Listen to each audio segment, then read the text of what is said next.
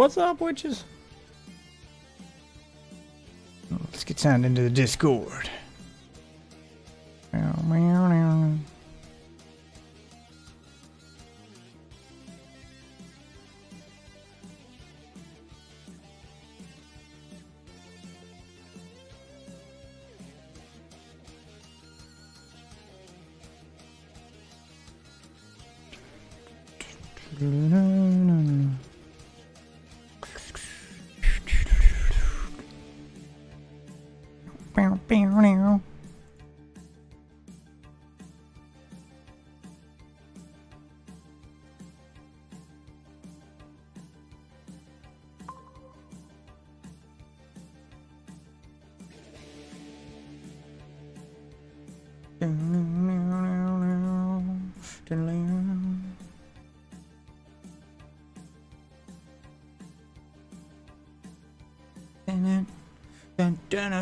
Been kind of a Fallout kick here lately, so I guess we'll do a little check in on my Fallout shelter, and then we'll play some 76.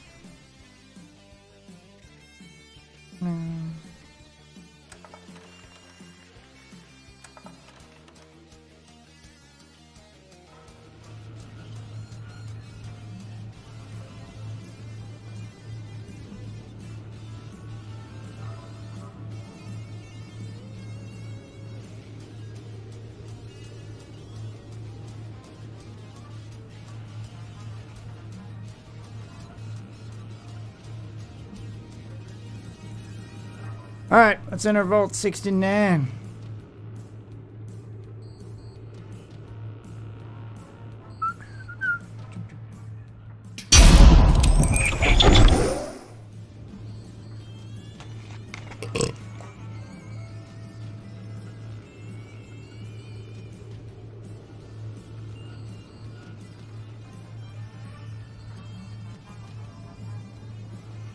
Alright, Vault 69.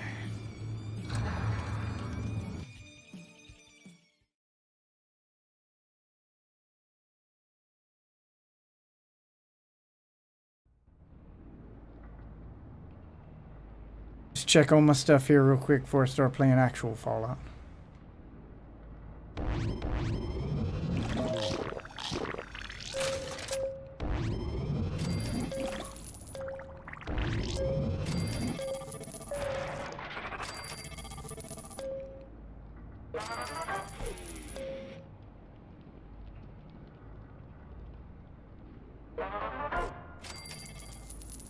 Okay. Go on some quests. I'll do my quest and then send them on another quest. And then I can log out and go to regular Fallout.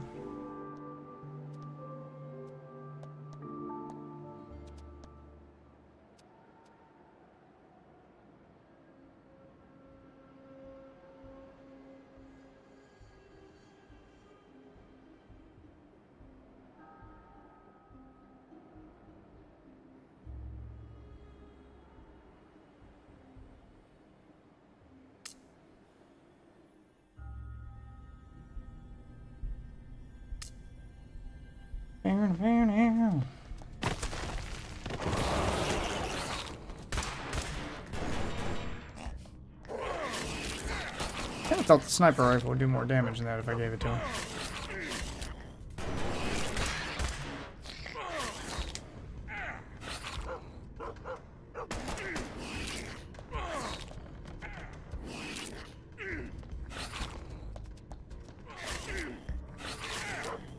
Ah, shit.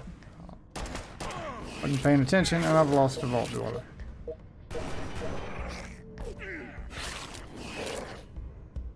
Y'all kill faster?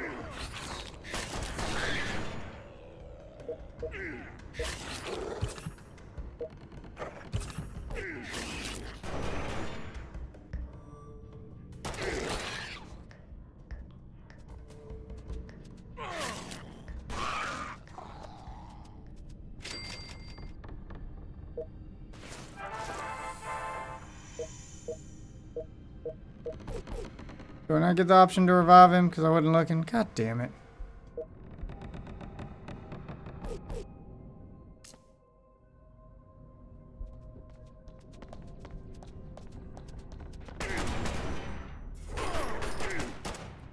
I wasn't paying attention and didn't hit the button to heal him. God damn it. Trying to read a text.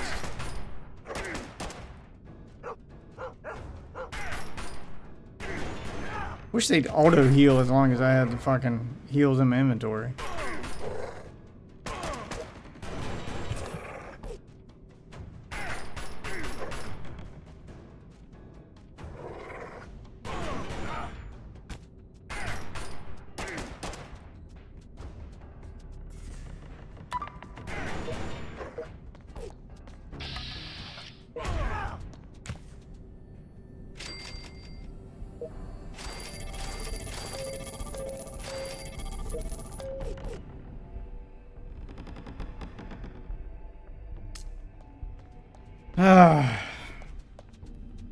Put the music back on.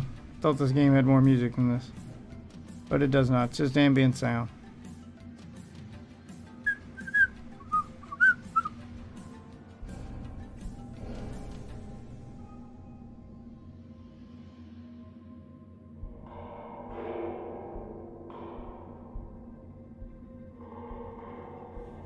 Oh my god, all these apps spamming me with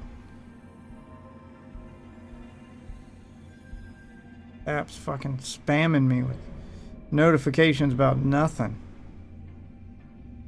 Notifications for the app to remind me the app exists.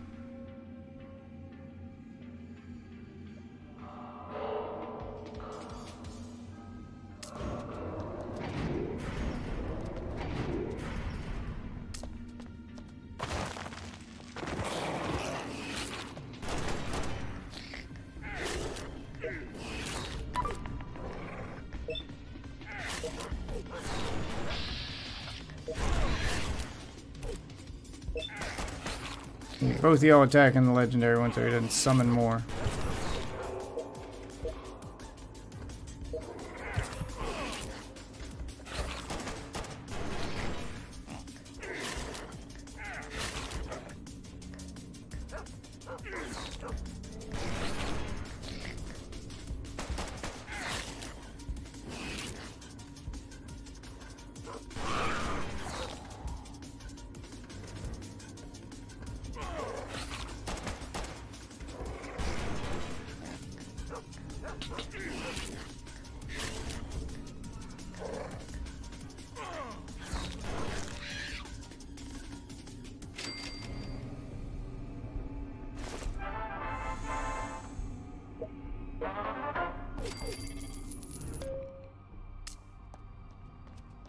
I really hate the other one died.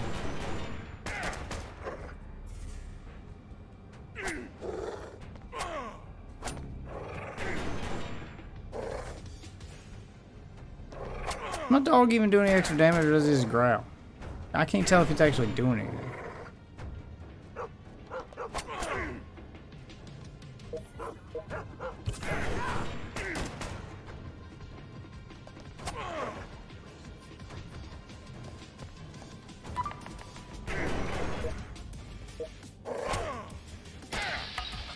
Ah, fuck that up.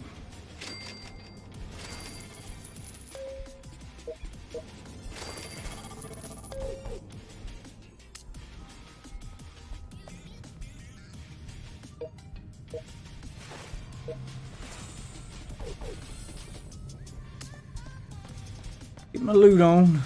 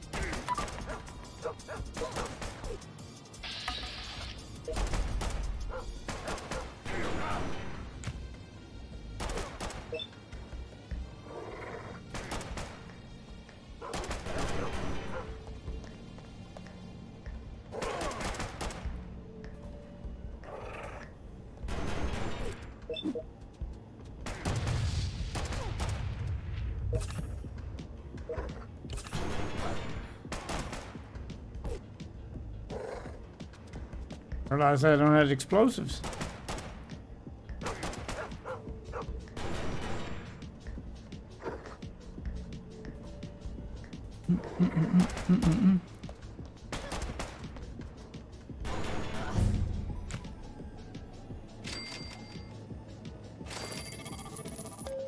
Ugh. Ah, damn these console controls.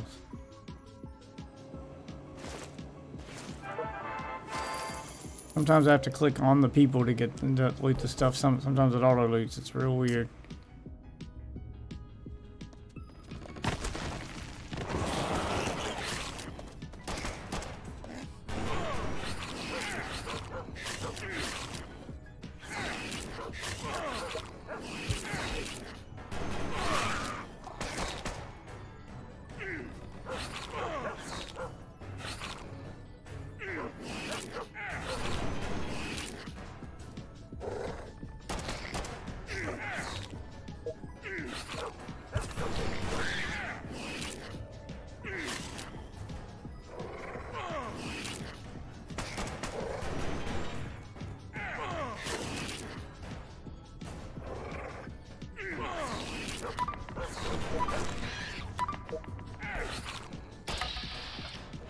Oh, that's a good shot.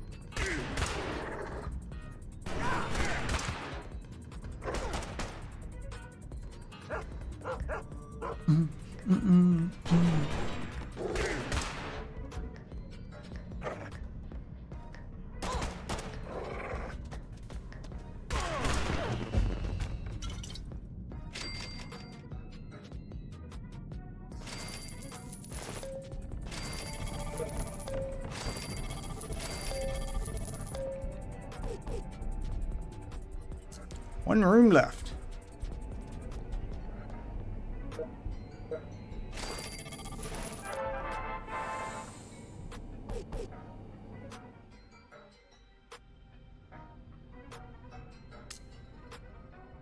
I'll revive him? Like, is that a thing you can do? Revive?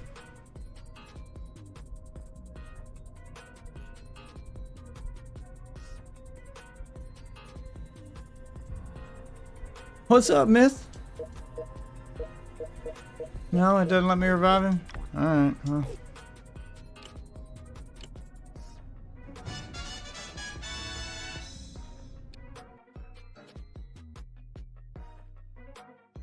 Did you say I got a theme recipe?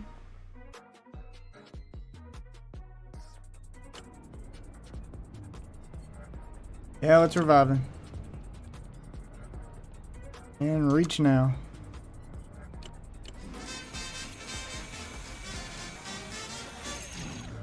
Oh, glad you stopped in.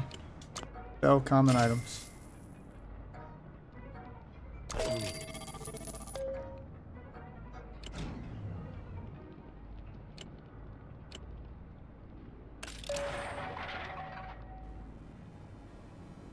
Railroad down. Oh, I gotta collect parts for the themes. The recipe fragments. Well, shit.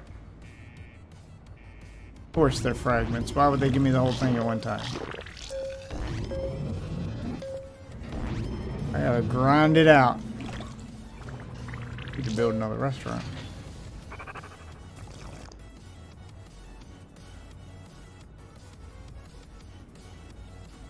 Alright, let's send them on another quest.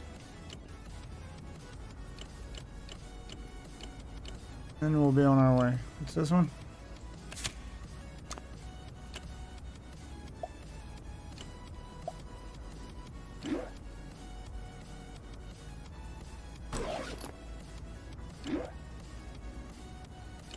Oh?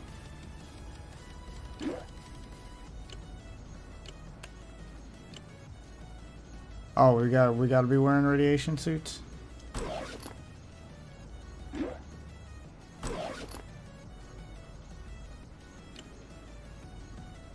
Anybody else I can take? All right, looks like it's gonna be just you two this time.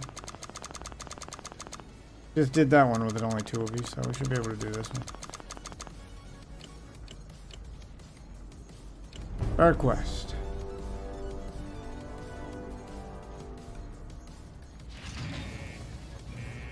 Miss playing Minecraft with me?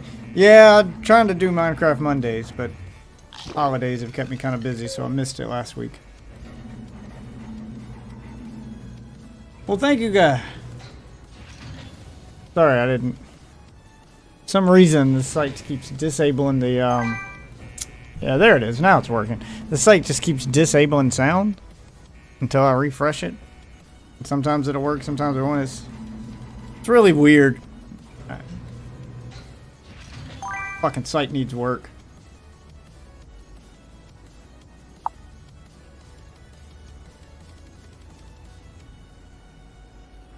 I did some Fortnite, what, night before last? I've kind of made Tuesday my day off. I was doing like Wednesdays off because sometimes I do a double shift on Wednesday. But I think I should make Tuesday my day off instead of Wednesday. Because I go in an hour earlier on Wednesday, so I get less sleep that night if I stay up and stream. So it's better to be well rested, work my double shift, and then, you know, try to catch a nap and stream on Wednesday. I think would be the better schedule for me. Try to juggle those two things. But we did Fortnite the other night. I'm not sure how I feel about the OG season. All it does is make you realize how rough Season 1 Fortnite was. It's... When they say they went back to Season 1, man, they went back to Season 1. Like, a lot of the fun new stuff that had been added in later seasons is just sucked out of the game. And it is so slow paced. Like, the only heals in the game you can use are the Season 1 heals. So that's the bandage, the med pack, and the shield potions. All those things that take 5 to 10 seconds to use. There's no more movement tools. Like, the only things that weren't there in Season 1 are the ability to sprint and the ability to mantle. That's it. Everything else is straight up Season 1. Yeah, and they kept sliding in. Chug Jug takes forever. Yeah, it's 15 seconds. It's 5 seconds for the It's 5 seconds for the small stuff, like the bandages and small potions. 10 seconds for the med kit, and then 15 seconds for the Chug Jug. All the breakable stuff for free health that you could get off the map is gone. Most of the weapons are gone. You have to use the shitty Season 1 weapons, which means there's only like 2 good weapons. Is the scoped, the fucking scoped assault rifle is dog shit. Only the sniper rifle is it's the only scoped gun worth using. And even it's the slow bolt action one. The rocket launcher shoots slow as shit. The grenade launcher is practically useless. The only way to use a pump shotgun is to do the old... Yeah, the fucking burst is back, and it sucks balls. So there's only like 2 good guns. There's 1 good assault rifle. The sniper rifle. So there's like 1 in each class. There's sniper rifle, 1 good assault rifle, 1 good SMG, and that's the one with the silencer. 1 good pistol. and 1 good shotgun. The pump shotgun's usable if you do it Season 1 style, which is the double pump where you equip 2 of them and swap between shots instead of trying to... But even then, it doesn't do as much damage as it used to, I don't feel like.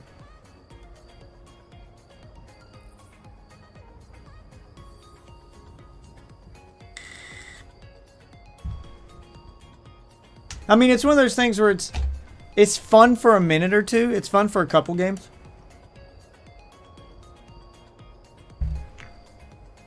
Like, it's fun for a couple games, but then the novelty wears off, and you go, can we go back to regular Fortnite now?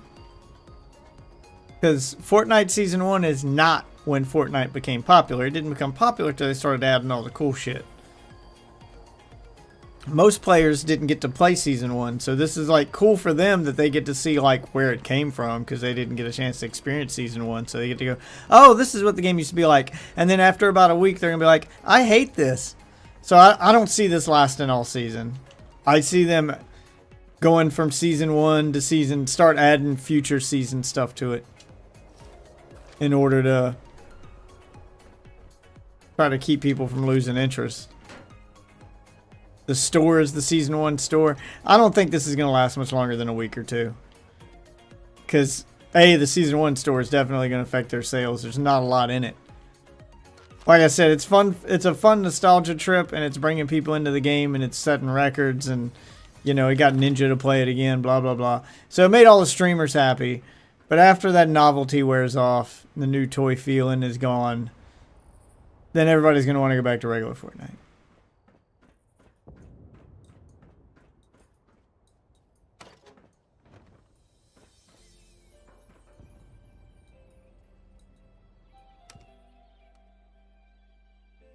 Yeah, this is when Fortnite was just like an experimental game mode. Right now I'm playing Fallout. I'm trying to finish the season of Fallout 76. And playing all this Fallout 76 made me want to go back and play Fallout 4. Oh shit, let me get my armor out. Because I remembered that... Oh fuck. Because I remembered that I never played the DLC for Fallout 4. So, I'm going to go back and redo Fallout 4.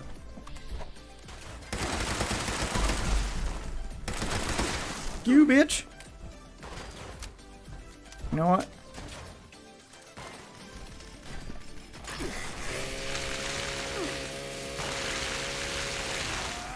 I like that shit. Got a goddamn chainsaw. Get you some. Get you some. Oh, shit. Chainsaw broke. Still get you some anyway.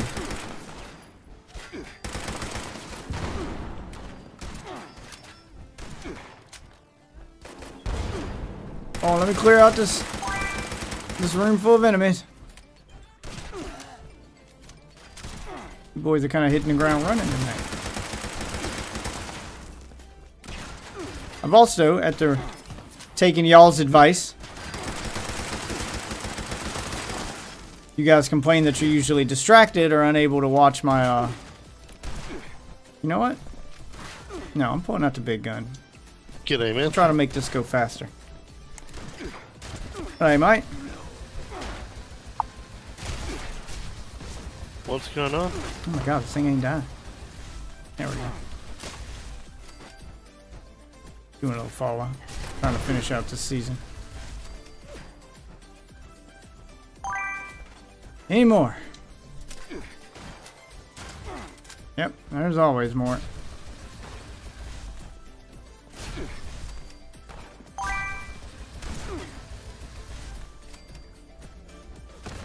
So yeah, I saw your post about the escapist stuff. Yeah, someone done fucked up.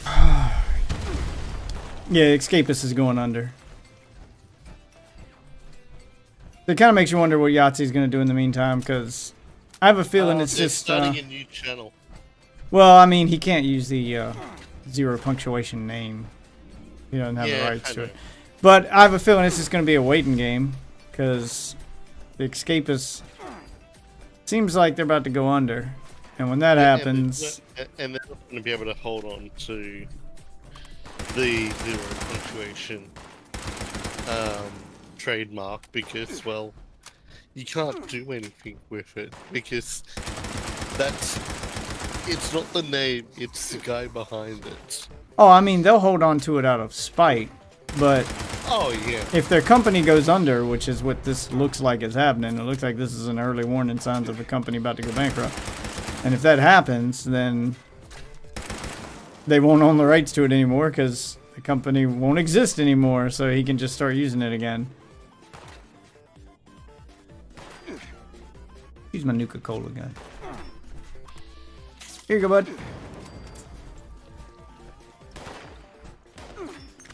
You want some Nuka-Cola?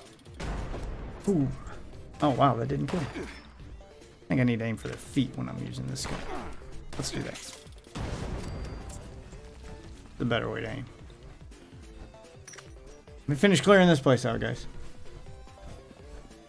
The guy's already, what, have you already queued up like 15 minutes? Jesus Christ, man. You know the stream just started, right? Someone's in a mood.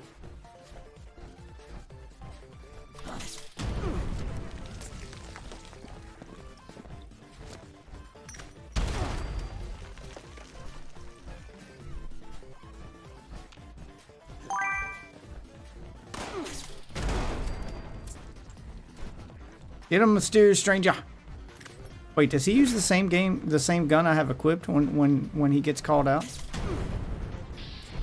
Oh shit, I hurt myself with that one. What's good? My nigga. Yeah. Oh. Was at work way too long after work waiting on a ride. I should have just fucking walked, but once you're halfway done fucking waiting, you're just like, fuck it.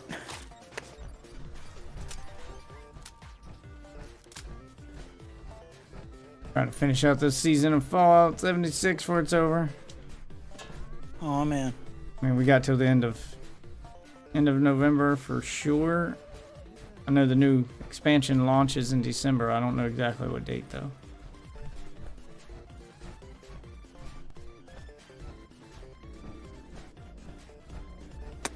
Alright. But doing this made me want to go back and play Fallout 4 because I realized that, you know what, I've never played all of the DLC for Fallout 4. Did you play Far Harbor?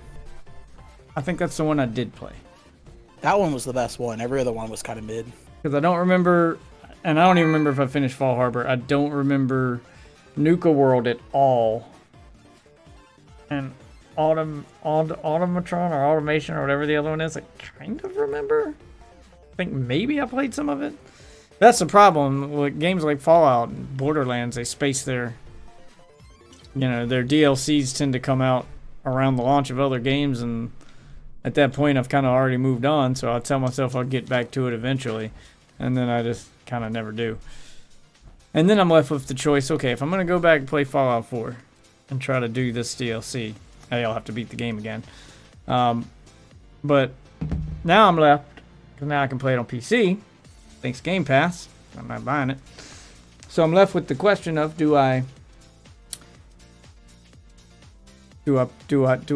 play it vanilla out the box and play these? If you're just trying to experience the DLCs, experience it the way it's meant to play be it experienced. Like, do I play it vanilla out the box to experience it the way it was, designed to be experienced, and not have a mod to like mess something up or like, take away from that experience? Or do I play it modded? On one hand, I get, I get the developer's intended way to play, plus achievements, and just no hassle with dealing with mods. On the other hand, I can make their boobs bigger and outfits skimpier, and have better graphics.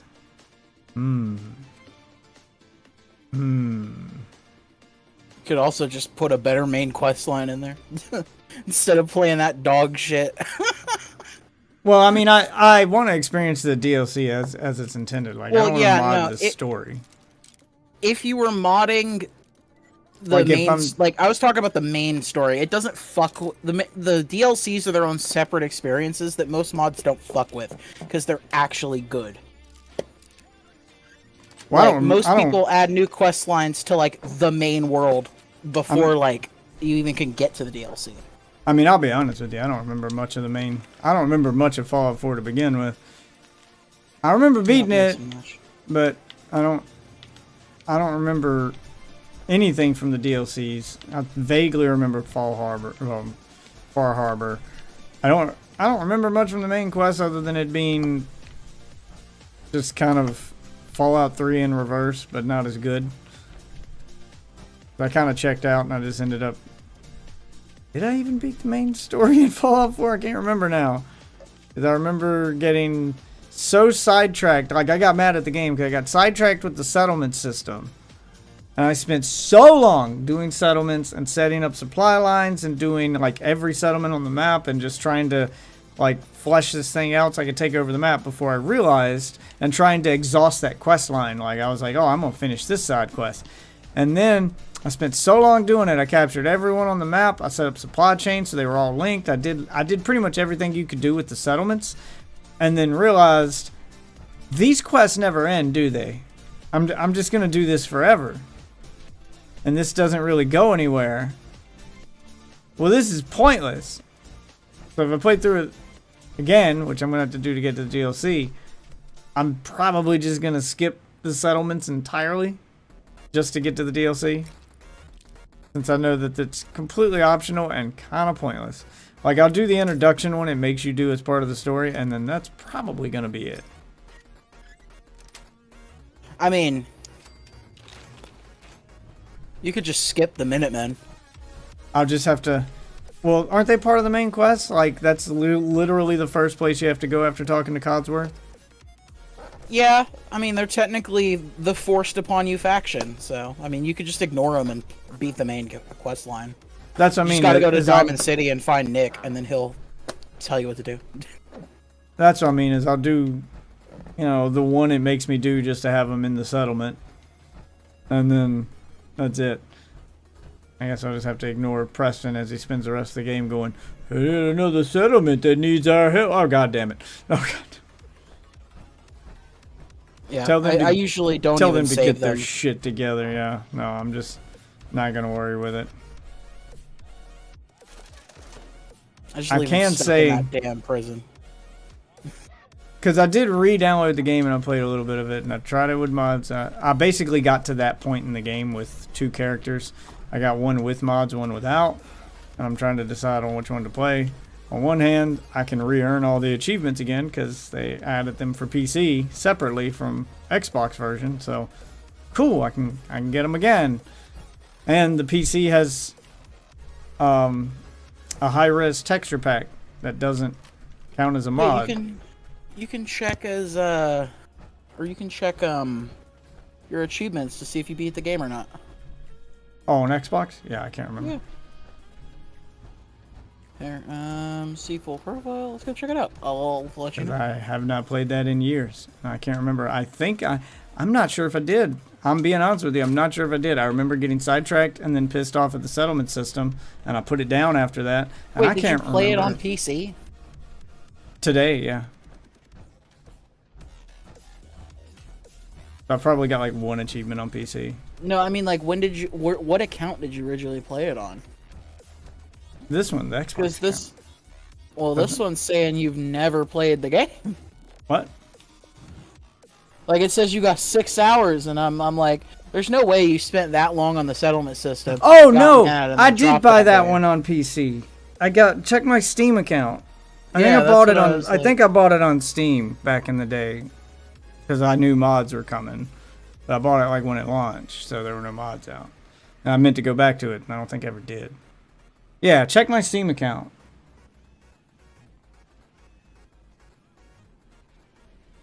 While I eat this cookie, and then I'm gonna take a break, and then I'm gonna continue my quest.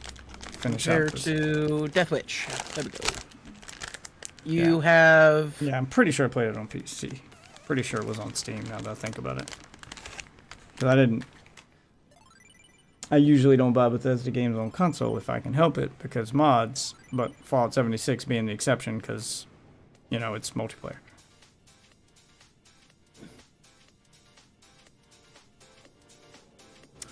Oh wow. What? I can see exactly what you did. So you probably did a fuck ton of side quests. I did. I And get you sidetracked did, like, easily. basically none of the main story. Yeah. You have the level 25 achievement, or actually, do you? I accidentally closed it. Now I can't see it. Yeah, you have the level 25 achievement. You have the Ally with 3 settlements achievement. You Yep. have the Join the Minutemen achievement, and you have you have the one that you get for leaving the vault, and you have the one you get for saving Preston. Yep, I spent most of my time doing settlement shit before I realized that quest doesn't have an end. I remember rage quitting, and I couldn't remember if I ever went back to it or not. To be fair, there is more to it, but you know, you gotta like explore a little bit. They do kind of direct you. If you want to find your son, you go to Diamond City. Like, they do tell you that. They're like, oh, the sight kid, the drugs. They tell you to go to Diamond City. Yeah, kid. yeah, I remember that. Yeah, like, it's pretty obvious. Like, so I kind of understand. That's why I'm like, you can just ignore them. If you know you just need to go to Diamond City, you can get that information from Trash Can Carla. Well, like I said, I played through it up until the point where I reached the Minutemen with two separate characters. Well, with one character I got to the Minutemen, and with the other character I just got to my home and completed the first, you know, like, talk to Codsworth just to check and, you know, see if the achievement thing was working after I took the mods off. And that's all I did. If you want a helpful tip from a friend, play the Brotherhood Pathline. Just play the So Brotherhood with Pathline. mods, I got a little weirded out when I got to the Minutemen because the woman who's all about, the sight, the visions. Yeah, that creepy old meth lady. Yep. Well, I got a mod that makes their boobies bigger and their clothes skimpier. But that meant I had to see her in skimpy clothing. And it does I it. see. It does it for literally every female in the game, and every female version of an outfit now is more revealing. So basically, her coat's all opened up and her boobs are bigger, and I'm like, oh god, was not expecting old woman tits in my face when I got here. Oh shit! I don't know. I just can't do that in general. I get it. Like, it's funny. I But, like, mean, I can't didn't play do a any. whole playthrough with just titties popping out, bro. I mean, Like, that shit just takes it's away not. from the experience most of the time. I mean, it's safe for work. It's non-nude. I got the non-nude one, just so I could stream it. You have CBBE. Mm-hmm. Yeah. No, you have to have a mod that puts every single one of them in skimpy clothing. CBBE doesn't do that. Oh no, CBBE is just the one that allows other mods work on top of that one. So I've got that, and then I've got female outfitters. Just find Or one that's something. not as cringe. The first one I tried was Atomic Beauty, and let me tell you, does not look as good in game as it looked in those screenshots. Not as good as advertised. The reason you should play on PC, even if you don't want to do like a super full modded playthrough, you can get camera mode. They have a camera mode mod now. That's working sweet. extremely well. So you can take cool Yeah, like a pictures. lot of the mod stuff just made it into 76, and after playing Fallout 4 for a couple hours today, just testing stuff out, I realized that there's so much quality of life stuff in Fallout 76 that I wish was in Fallout 4 now. I was like, which is good because you can't mod Fallout 76 because it's online. So I'm glad they had the forethought to do all of that quality of life stuff. With the ability to just scrap everything instantly to reduce weight instead of having to constantly carry around junk. A stash box that persists between locations instead of storing things at individual crafting benches. Like, the settlement system's so poorly implemented in Fallout 4.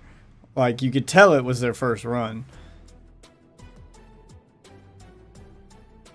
Food actually having a purpose with the hunger and thirst meter. I thought it would get on my nerves at first, but now that I know that hunger and thirst doesn't affect your health in Fallout 76, like, all it does is give you a buff the more well fed and, you know, the more full those bars are, the bigger the buff. And if they're at 0, you're basically just normal. So you can ignore it entirely if you wanted to. But having that like constant bonus, so it gives you a constant base bonus plus the bonus of whatever the food item does. The fucking not having to put stim packs on the hotbar and just having them at the touch of a button. Huge quality of life change right there. I died once because I was spamming I died at the Deathclaw fight because I was spamming the stim pack button from Fallout 76 and it's doing nothing on Fallout 4. And I could not for the life of me figure out how to use stim packs without pulling up my Pip-Boy. And I realized, oh, you have to favorite the stim packs and put them on the hotbar. Which means now I got to fumble with the hotbar to get to my stim packs instead of just getting them at a touch of a button. Oh yeah, you can also download Weapon Wheel. Yeah, cause on 76. Like, look, the game's old as fuck and it's jank. The best, just play it with like mods that don't feel intrusive. Yeah, to you, I'm doing all the good time. I mean, I did all the quality of life stuff too when I did the the booby mod. Because I did the skimpier clothing. I downloaded a ton of HD mods just to see how good I could make them. So you're telling me this skimpy clothing mod doesn't have any restrictions whatsoever in its settings? Like, you can't make it so that it doesn't put like every single female, but like just some of them? Yeah, I mean, you could do each one of them individually, or just the default is to have it change all of them. And I just said, fuck it, change all of them, because I didn't feel like going through that long-ass list of clothing. So that's what I did. I just said all of them, and then you get to, pick whether or not they have underwear on under them. So I made them keep their underwear on. Yeah, so, I mean, it's customizable. So when I was playing with mods, I did those. I did the one that changes the dialogue to be like, the dialogue in 76 and Fallout 3 instead of the shitty dialogue that's in 4. Weapon wheel and all that shit. But if I'm playing it without the mods, then I don't get all that. So that's like the main reason to use mods. But if I wanted the vanilla experience, I wouldn't get all that. I also downloaded a ton of HD mods, see how pretty I can make the game look. And then I realized that on the PC version, you get a high definition texture pack straight from Bethesda that doesn't count as a mod. Counts as DLC. It's not available in the Xbox version. So you can actually have the game in 4K, like they actually went through the trouble of doing a 4K upgrade. So I compared the Bethesda version of the high resolution textures to the modded version of the high resolution textures that people made from scratch. And the modders did a better job. But it's not a huge difference though. Like some stuff Bethesda did better on. It's kind of hit or miss. Like Bethesda did real good on some stuff, but modders did better on modders got a better percentage of stuff looking better. But the stuff they missed on is noticeably missed on. Where Bethesda is a little more consistent across the board, but not as good on the stuff that they nailed. Like power armor with mods looks rough. But the terrain looks great. People, specifically people teeth, kind of look rough. Like the new models and the new teeth that kind of stand out. I get what they were going for, but it didn't work as well as just stock Bethesda models. So it's kind of like there's some stuff that's noticeable and it kind of pulls you out of it. Where Bethesda's keeps this unified aesthetic, but that aesthetic isn't quite as high def as the 8K textures you can get from modders. I mean, they're 4K textures, so it does look significantly better. The Bethesda one does look significantly better than just plain old Fallout 4. I mean, you want to install an ENB if you really want to do something. Textures are nice, but textures plus a good ENB, ooh. Oh, yeah. So damn pretty. Yeah, I didn't want to go too deep into it because I hadn't made up my mind if I want to try to play with mods or not. It would make for a funny playthrough, but, I also haven't experienced it the way it's supposed to be experienced, and I'm scared all my mods will distract me. I kind of want to get the vanilla experience, and then on a second playthrough, I can probably do mods or something. Scooter's sister. Oh, Ellie? I think there's mods that put the fucking Borderlands people in the game. You can replace like your followers with. Here's what I do. Other If shit. you do want to do like, I think you should just do a light mod playthrough with just like some visual and gameplay fixes. Like, don't change anybody's clothes. Just Oh, make I the game mean, look a little better. if I'm and gonna add go- a couple guns. If I'm gonna go modded, I'm gonna go all out. Or I'm gonna go vanilla. Like, I'm either all in or I'm going with just the Bethesda DLC that doesn't affect, you know, gameplay, the high resolution textures. I am gonna use that. But then I'll leave the rest alone. So I'm either going completely unmodded with just the Bethesda stuff. But it had me thinking, because they have mods on Xbox. You have to use the mods built into the game with their Creation Club bullshit. But No, the they have fact- a whole mods list. yeah, but you have to use the in-game system. You can't use like Nexus mods. You can't use like It is Nexus mods. not on Xbox. That's Didn't what I'm they saying. literally partner with Nexus to do this? Yeah, but it's not the same mods. You can't get the same mods on Xbox you can get on PC. You can't go to like Nexus website and look up mods. Whatever mod they get has to go through that in-game, you know, menu that they have. So it has to be made specifically for Xbox, and you know, it's a lot of them didn't port their stuff over. So they have more restrictions too. But you still do get mods on Xbox. So it's great they have mod support on Xbox. But the fact that they have mod support and the stuff I've seen them able to do made me think, you know what? This may be the answer we've been looking for. Because the parity between Series S and Series X means that you never get the full potential of the Series X because every game that comes out has to run on both. Xbox has that mandate. But Xbox doesn't have that mandate when it comes to mods. That mandate only applies to games and game DLC. So if you have a game with mod support, you could make Xbox Series X specific mods. They wouldn't be able to charge for them. They'd have to be free, so I don't know how many companies would take advantage of it. But you could have a mod that basically just acts as an update for the game that's specific to Series X owners to let them take full advantage of the game. Whereas Series S owners just wouldn't be able to access that mod. So then your DLC and your game can work on both consoles, but the Series X version is the better version.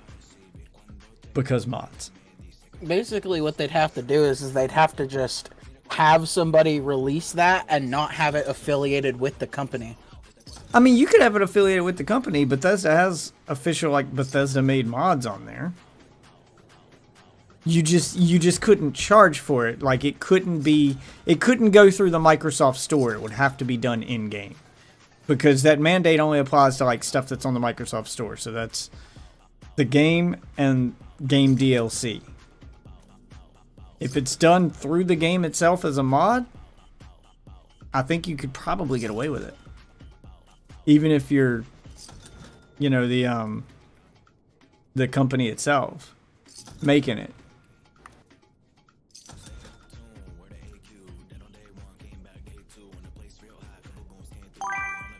Ugh. Alright, I gotta take a break here. And I'm gonna try to work my way through this Fallout 76 story in hopes I can finish I got like 9 levels left on this battle pass. A month to get them. I'm just gonna like work my way through it. But first I'm gonna take a bit of a break. I'll be right back.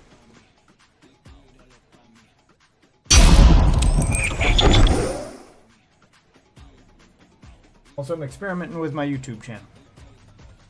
Yeah, noticed. Stuff up there that was Yeah, I saw the video. probably gonna do that over.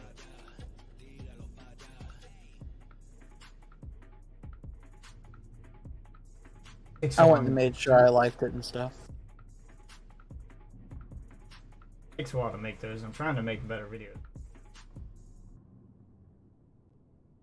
Because even just doing simple edits like that, where I try to cut it, That still means I gotta comb through 4 hours worth of footage.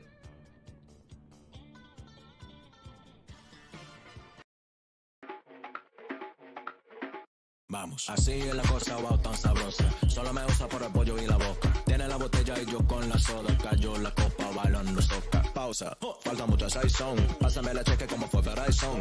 Pero pico como era Tyson. La tiré en la cama y rompí el nylon. En club estamos, venga, yo te voy a recibir. Cuando llego, ella me dice que ya está lista para salir. Ya está. Mira cómo baja, lo hijo a mi cuarto y lo hijo a la sala. Baby, no sea pasada, solo hemos empezado. Desde Puerto Rico a las chicas del Bilbao. A quedar la pao.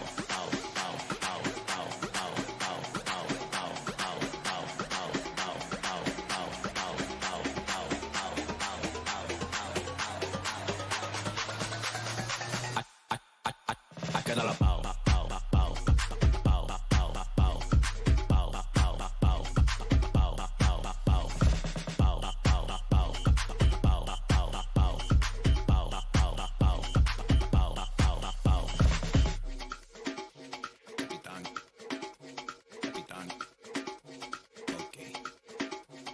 Stay tuned, we're the AQ. Dead on day one, came back day two. When the place real high, couple goons came through. Yeah, we on a big bully, but it's still the same dude. Like, hey, cool, I'ma make moves. Tryna do the job, we ain't got the same tools. You could try it on a friend, still with the same crew. She ain't fucking with the same old fool. So I come and make them like it like truck, no talk car. Ba-dum, like drum, no conga. I got good pump to make the hub pop. Raised in the jungle, came out on top. Right, cooking on the pot with a lot to handles. And our cops are rock with the socks and sandals. Racks on the mantle, poon on the face. This X, I'm a fool with the bass. Yo te doy pídelo pa' mí, pídelo pa' mí, pídelo pa' mí, pídelo pa' mí.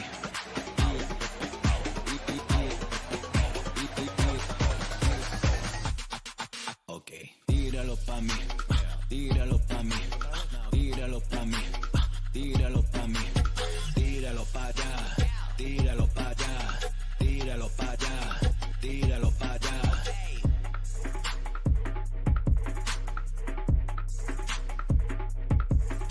X.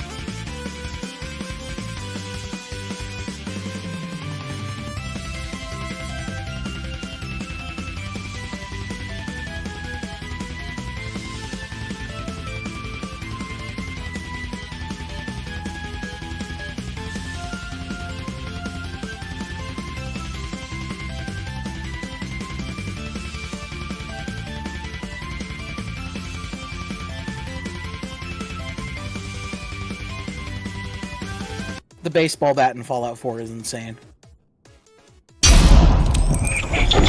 Baseball bat, yeah. Yeah, I recommend it. It's a good melee weapon. Lasts you the whole game. But no, You I can don't use usually- it in 76.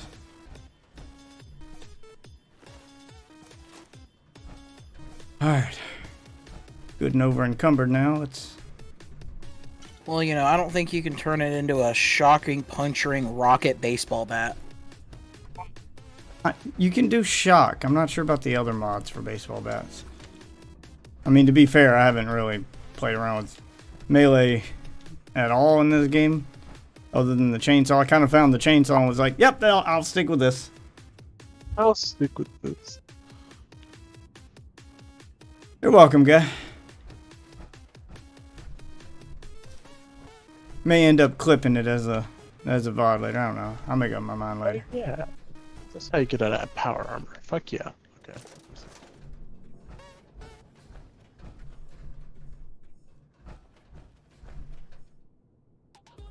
Alright. Oh, aluminum does make it do more damage. I thought so. Alright. Holy shit! Work on this story. Hold on. Gotta There's cut all some. this. The hell is this? Where's Thorpe? Thorpe. You got that old diaper pail on your side? All right. You may not have had my attention back at the court, but you sure as shit have it now. Time to give it up and tell me just who you are.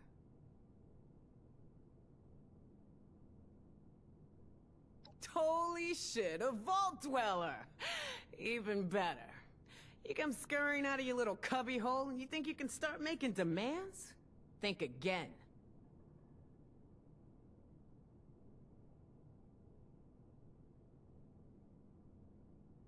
David's trophy, huh?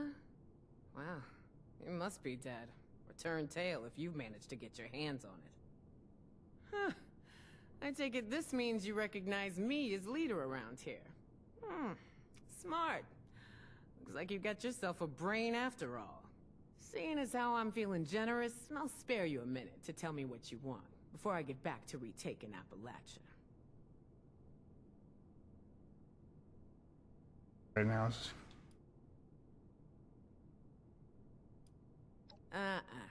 You don't get to talk to me about that. We lost everything to that disease while you were all sitting pretty underground.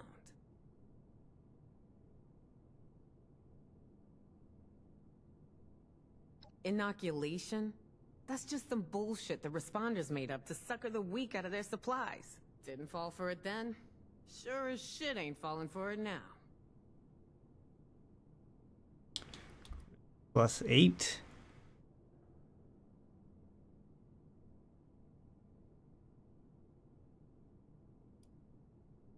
Efficacy, huh? Maybe you do know what you're talking about, but I don't know. I got my own straight-line solution. Kill 'em all. Got a raid against a group of Scorch going down right now. Why don't you head on over? See a real plan in action.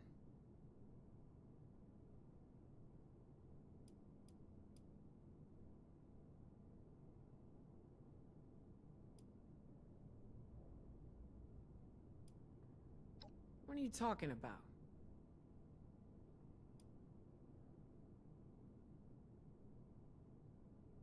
Yeah, so we might lose a couple people. So what? We got numbers.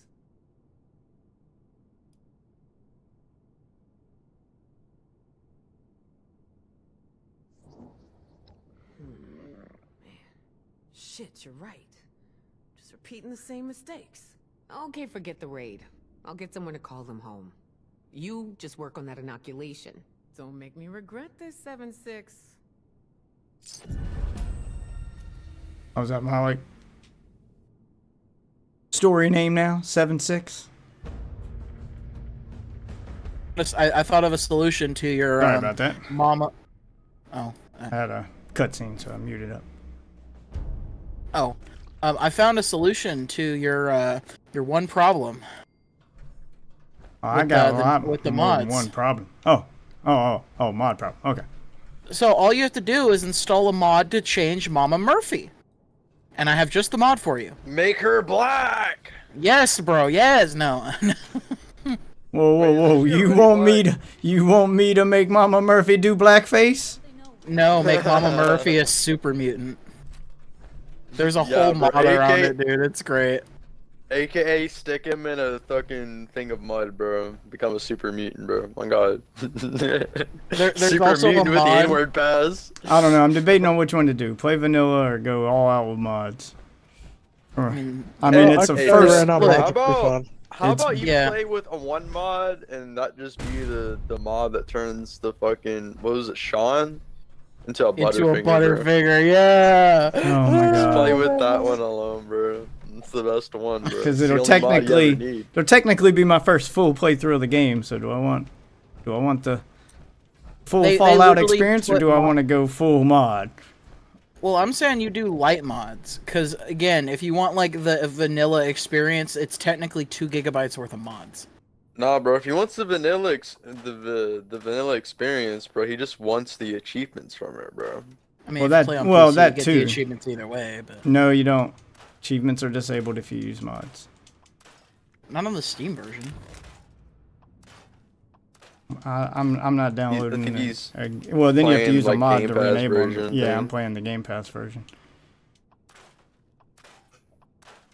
So I've yeah, already he can't get downloaded the- achievements if he got mods on it. Yeah, I've already downloaded the Game Pass version. I'm not re-downloading it on Steam and starting all over. Just fuck all that. Dude, I'm high, drunk, and. Because then if I want to get the DLC, so great. because if I want to get the DLC, it's on sale on Game Pass. It's not on sale on. Because I haven't even bought the DLC yet. If I buy it, I'm gonna buy it on Game Pass because I get the Game Pass discount. If I play it I on heard Steam, I gotta CD pay is full on price for sale. it. Yeah, like everything Fallout is on sale on Game Pass right now for their anniversary or whatever, but it's all full price on Steam. So if I'm gonna play it, I'm gonna play the Game Pass version. The DLC CD is on sale, bro. All right, now what do I gotta do? Complete Here to Stay. Oh. Still over encumbered? No, I'm not over encumbered after scrapping all that stuff. Okay. So Fox is playing Fallout 4. You're playing 76. 1,076. I'm just trying to finish up the Waffle playing season. 76 too. I'm trying to No, I'm on 4. finish out the season before I start 4 or do something else. Jeff playing 76. Damn. Ah, it's better now. It's a lot better now. But if you want, to be, It's worth playing. yes, it is definitely worth playing. But if you want to be in the Angry Joe camp of people who are narrow-minded and never give anything a second chance ever because it's funner to meme on it, go ahead. You can be the one to miss out, I guess. I still seriously think you'd like it, Ozzy, if you gave it Yeah, a shot. I'm not even like I know Death's telling you, but like on my own, I thought you would like it. Like not even with his opinion of like, oh, you'd like it. Like I didn't seriously they think just that do game El- would be fun for you. I got a question though. Why didn't they just do like Elder Scrolls Online more like 76, bro? Like first person and it's optional to go like third person type shit. You I can- do not like 70. Do not like Elder Scrolls Online. Elder Scrolls Online is an MMO, like straight up MMO, like World of Warcraft style MMO. It does have a first person mode though, so that's the only like, Oh, it does? yeah, you can play it first person, but the combat and everything works more like World of Warcraft than like Elder Scrolls. It is basically Yeah, Elder that Scrolls in was name only. Weird.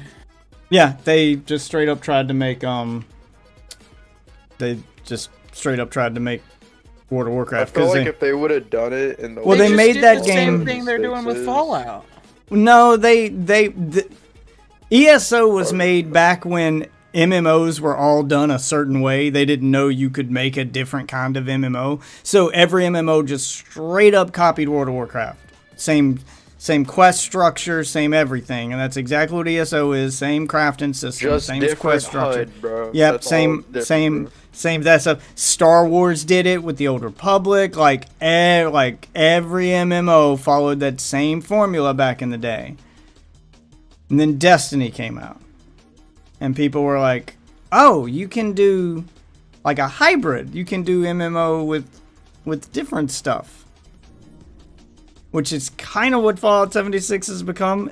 It's a Fallout game up until you beat the story, and then it turns into the end game is I think Fallout 6 more closely, I don't want to call it an MMO. It more closely follows the Diablo formula, where you play through the story, and it's then like you a go regular into single player. dungeons And then you're everything. going, you're doing events, you're doing dungeons, you're doing, well, in this game it's expeditions. And then they keep expanding it with DLC. It's got Bro, a, I'm not even gonna lie, bro. The Bro. Diablo Easter eggs went hard as fuck. it's bro. got a skill setup similar to Diablo, where it's not crazy like World of Warcraft, where you've got multiple skill trees. No, it's just one, and you can respec at any time. And you're basically, the entire end game is hunting for better gear, and not so much working on your skills and just trying to keep min-maxing levels over and over and over again like World of Warcraft. You're not just grinding raids, and it's all gear focused after level 50. Like, you don't even have to hit in game, like, you don't have to hit max level in Fallout. Like, once you hit 50, that's the soft level cap. You can level forever. They don't even bother with the prestige system like Diablo does. You can just keep going forever. But you stop gaining stat points after 50. And then you can just keep reallocating those stat points. Diablo 4 has a prestige system. Yes. They've had a Did prestige system. Diablo 3 have one too? Yes. Yeah, they introduced it in Diablo 3. They've had one of those since Diablo 3. Well, they call it I still Paragon. think I was but- liking 2 better than 4. That was the Paragon mode? No, it wasn't. Because fucking Paragon was like free shit, bro. Yeah, Paragon well, was like Par- the extra Paragon levels is on their- top. Yeah, it's their prestige system. They just call it Paragon. But yeah, it's the same thing. It's a prestige system. All you're you- doing is you just hitting keep max going. level and quote unquote leveling up one time, and then gives you a Paragon. Well, point. not on 4. On 4, it's you hit max level, and then you still get your Paragon points, but they give you an entire separate Paragon skill tree to level, and each point takes up that skill tree, and it gets insanely large. It just keeps getting bigger and bigger, so you're constantly unlocking new shit. So it's a little max level was 100, right? And Yeah, level absolute max level is 100. So at level 50, you've maxed out your character, stat points, and you start getting the Paragon levels after 50. You get 4 Paragon points per level after 50, and then you have 4 separate Paragon skill trees you can level. And then Okay. that goes all the way up to level 100. So it's this big sprawling skill tree that keeps getting bigger after 50. So it becomes a little more complicated after 50 to like do your build, and that's when I'm glad respecs are so cheap. That's the reason I couldn't get into Path of Exile, is because the skill tree is insanely large and respecs are insanely expensive. I never played Path of Exile. Path I of think I looked at, Exile's like, a little gameplay good. trailer and it was mid. Path of Exile is good. It's made by the same devs that made the original Diablo 2. Like, they quit Blizzard and then they worked on, they made Path of Exile. So Is it first person or third person? no, it's like Diablo. just like Diablo. Yeah. But it's closer to Diablo 2 than Diablo 4. Isometric. Yeah. That's the word I'm looking for. It's closer to Diablo 2 than Diablo 4, but they do this weird, like, your skills are tied to your gear and not to a skill tree. The skill tree is just for, like, base stats that apply to your character, like passive shit. Your actual, like, active skills you use work more like it's this hybrid of Diablo and Final Fantasy VII. Okay. So your skills work like Final Fantasy VII, where you equip the gems onto your gear, like materia, and then that determines what skills your character can use, and you level them individually. But your passives have, like, dramatic effects on the skills you use. Your passives are permanent. Your skills can be swapped out at any time, as long as you have the gems for it. It's a lot of leveling and a lot of grinding, but it offers a lot of freedom. My biggest complaint with it is you can swap the gems out at any time. You can play with your skills at any time. That part's great. It's the part where you If you decide, oh, I don't want to do a ranger build anymore, I want to back out, set my passive so I'm more, tanky and less ranged, so I can go for a melee build. Well, you can swap out your skills, but all your base stats are built around range, so your melee is going to be weak. So you need to, redo your base stat points. And in Path of Exile, respecking, you have to respec one node at a time, and it gets increasingly more expensive every time that you respec a singular node. So if you're 100 nodes in to this insanely big skill tree, it becomes insanely expensive to respec, almost to the point where it's easier to just make a new character. That's my complaint with Path of Exile, is I don't have the freedom. Like, I feel like I'm locked into my character at a certain point, and I can't experiment. Okay. Whereas Diablo 4, I can go in, it's insanely cheap, so you can just respec all you want. You just press a button, hit the respec all button, it refunds all your points. Only costs, 100 grand or so, and when you've got, 5 million, it's no big deal. So it just uses a little bit of gold, boom, you respec, and you just start, redoing your points and your skills to your liking, and you can play around with different builds until you find one that, suits you. So, Diablo offers more experimentation, whereas Path of Exile offers more overall freedom. I'm hoping Path of Exile 2 will be kind of the marriage of those two systems. Like, I'm hoping they learn from the mistakes of Path of Exile 1 and kind of make a Diablo killer. Because it has the potential to be that if they do it right.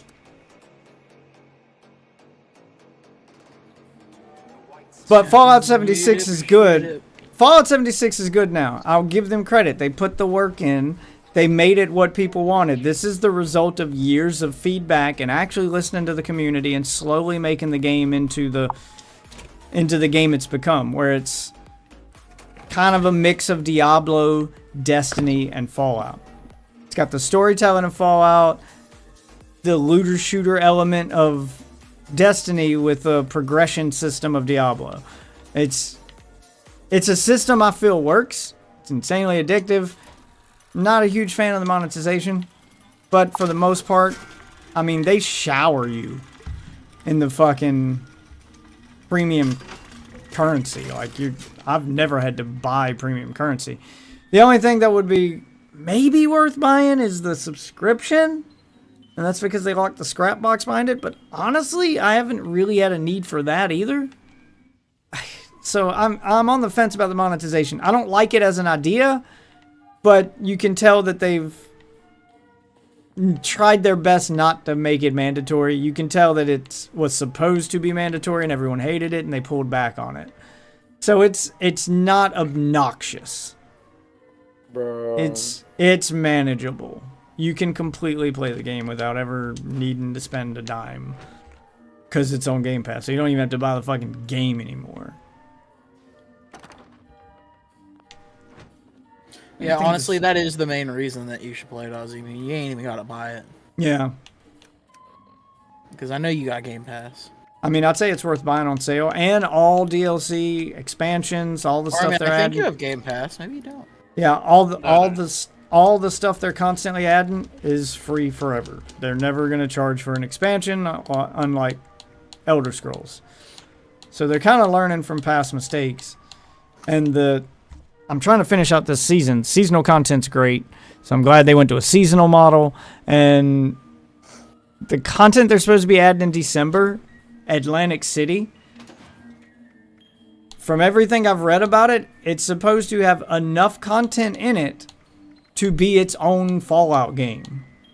It's like a Fallout game within 76. This one's built from the ground up around, telling a story with NPCs. It's, they're kind of learning from their mistakes with the base game. Because the base game story's not bad, but you can tell like it was an afterthought. They had to add the NPCs later, so they had to craft a story around the fact that people were missing for the first, year the game was out, and then people, the NPCs came back, and the story works. I feel like they did probably the best job they could have, but not as good as something like Fallout 4. And Fallout 4's story isn't even the best. The dialogue's better. Boston at? I feel like the dialogue's better than Fallout 4, but I'll say no. I think 76's story is better than Fallout 4. Because they used all of their time that they had to work with that story and actually made something like good with it. Fallout 4 is a mediocre mess, and it doesn't. I don't even want to get into it. I hate that fucking story. That story is bad. I will say they definitely put their money into making sure that these NPCs were done right when they added them to 76. Because it's some of the best voice acting I've seen in a Fallout game in a while. On some of these characters. Not all of them, but... Yeah, I'll probably get to it at some Like, point, I haven't seen voice acting this good since Fallout 3. And Fallout 3 had Liam Neeson. So... To be fair, Fallout 3 didn't really have that great of a story either. yeah, but a good voice acting can kind of carry a bad story to an extent. If you got bad story and bad delivery on your voice lines, you feel it, man. It's rough. Fallout 3's story wasn't the best, but Liam Neeson was your dad. Like, that kind of... But you didn't. That you kinda didn't did a lot listen of- to Liam Neeson for like 90% of the story, and just when you get him back, It he's wasn't dead just again. It wasn't just him. There were some other good voice actors in that game. Like, that game did kind of hit the nail on the head with the voice acting. So even though the story wasn't the best, you wanted to talk to those characters. Their dialogue was actually pretty good. It was well written, even though it was written in service of a bad story, and it was delivered well. Fallout 4's been hit or miss with its voice acting. Like, Preston can eat a dick. Like, I just get like tired of Preston's As I said, I'll voice acting. I'll probably get to it at some point, but as I've said to you before, Def, just the whole locking solo play in a I think you are. paywall. I think you are grossly overthinking that. You are seriously grossly overthinking that. I'm taking it. Cheers. Cheers, bro. I see you balling out on Xenoverse TVT. I see you. You are getting your head tied up and like worried about something that is honestly a non-issue. What? The multiplayer part, because he wants a single player Fallout 76. I'm like, do you know how rarely I see another person on this map? I might see one like, unless I go out of my way. It's not really that. to- It's just a lot of the whole. Yeah, let's just charge for this. I It's fucking enough hate of an this dude, bro. incentive to say, let's make money on this for the people that just want to play by themselves. I mean, technically, That's not yeah, this- but that's they're not- also yeah, selling private servers, not it's not. solo play. Yeah, they're A, not selling solo play, and B, absolutely no one is buying Fallout first for that reason. That's the icing on the cake part that they added. That is not even a selling point. I don't think The game's just not intended to have a. Yeah, single like player. it's just it doesn't matter. Like Fuck no one, this dude. I don't know a single person who's ever said, "Well, now I gotta pay for Fallout first because I want to play." So that I don't think that's ever happened. Like I get the idea you're going for, but I honestly don't think the devs even thought about it. I don't think they thought that we're locking solo play behind a paywall. I think the devs were going, hey, wouldn't it be cool if they had their own custom world that they could make with their own rule set? That's the reason for the private world. It's not so you can play solo. It's so you can make your own custom rule set because there's no mod support. This was kind of their way of going, this is the closest you'll get to modding Fallout 76. I think that's why they did it. I don't think they did it for single player. I think they did it to say, because they give you a ton of options in that private world. You can adjust the gravity, you can adjust the damage outputs, you can adjust the size of the enemies, dismemberment. You can do all this crazy shit and have crazy rule sets in your private world. So it's kind of like modding the game, but not really. I think that's why they did it. I don't even think they thought about the fact that, people are going to think of this as solo play. I don't think that was the thought behind it. There's a saying, Ozzy. I don't know if you're familiar with it, but it's a saying as old as time. And the saying goes, never attribute something to malice that can be explained with ignorance. I don't think they were being malicious and going, this will make the single player people pay us. I think they just didn't think about it. Like, I'm the first to call out shitty business practices, but this doesn't feel like that. Because single player is so much of a non-issue and a non-focus in that private server mode. Like, it's even advertised as being played with custom rules with your friends. Like, it's just... The reason the worlds are private is because you can change the rules to the server. You can change gravity, you can change... you can change damage outputs, you can have unlimited storage space, you can have unlimited camp space to build this massive camp that takes up half the map if you wanted to. Nut space, bro. Yeah, it's all this stuff. It's basically like modding the game. I think that was the idea behind it. Sure. I think that was the idea behind it. If a single player Fallout experience is what you're looking for with Fallout 76, you'll get that feeling from the regular free server you can play on, the public server. I go hours upon hours playing this game without ever seeing another person. I might see 4 people per stream, and I stream for 5 or 6 hours. Unless you go out of your way to go where people are.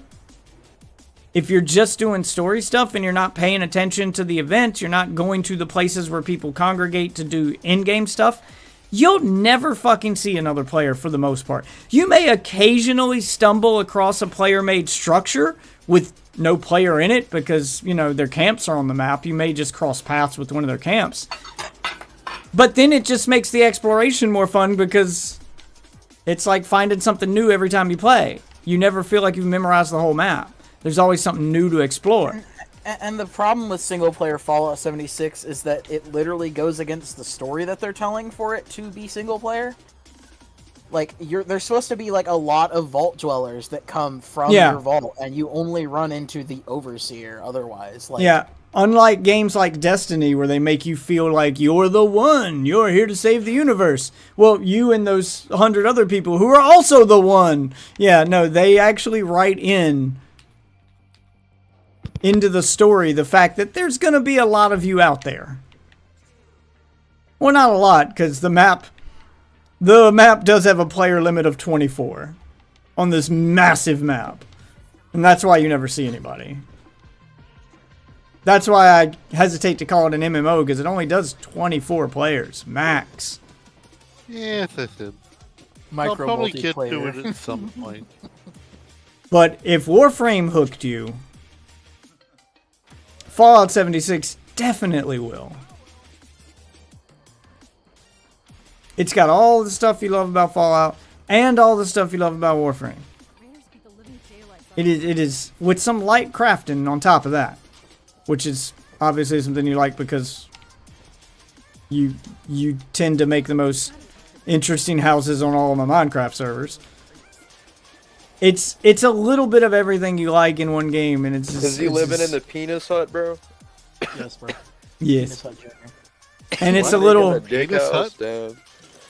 It's just... It's just irritating to see a company actually listen and actually put the work in and actually do everything we wanted them to do, and then still get memed to death. I mean, it's partially their fault for not advertising it, but I was watching one of Angry Joe's news videos the other day.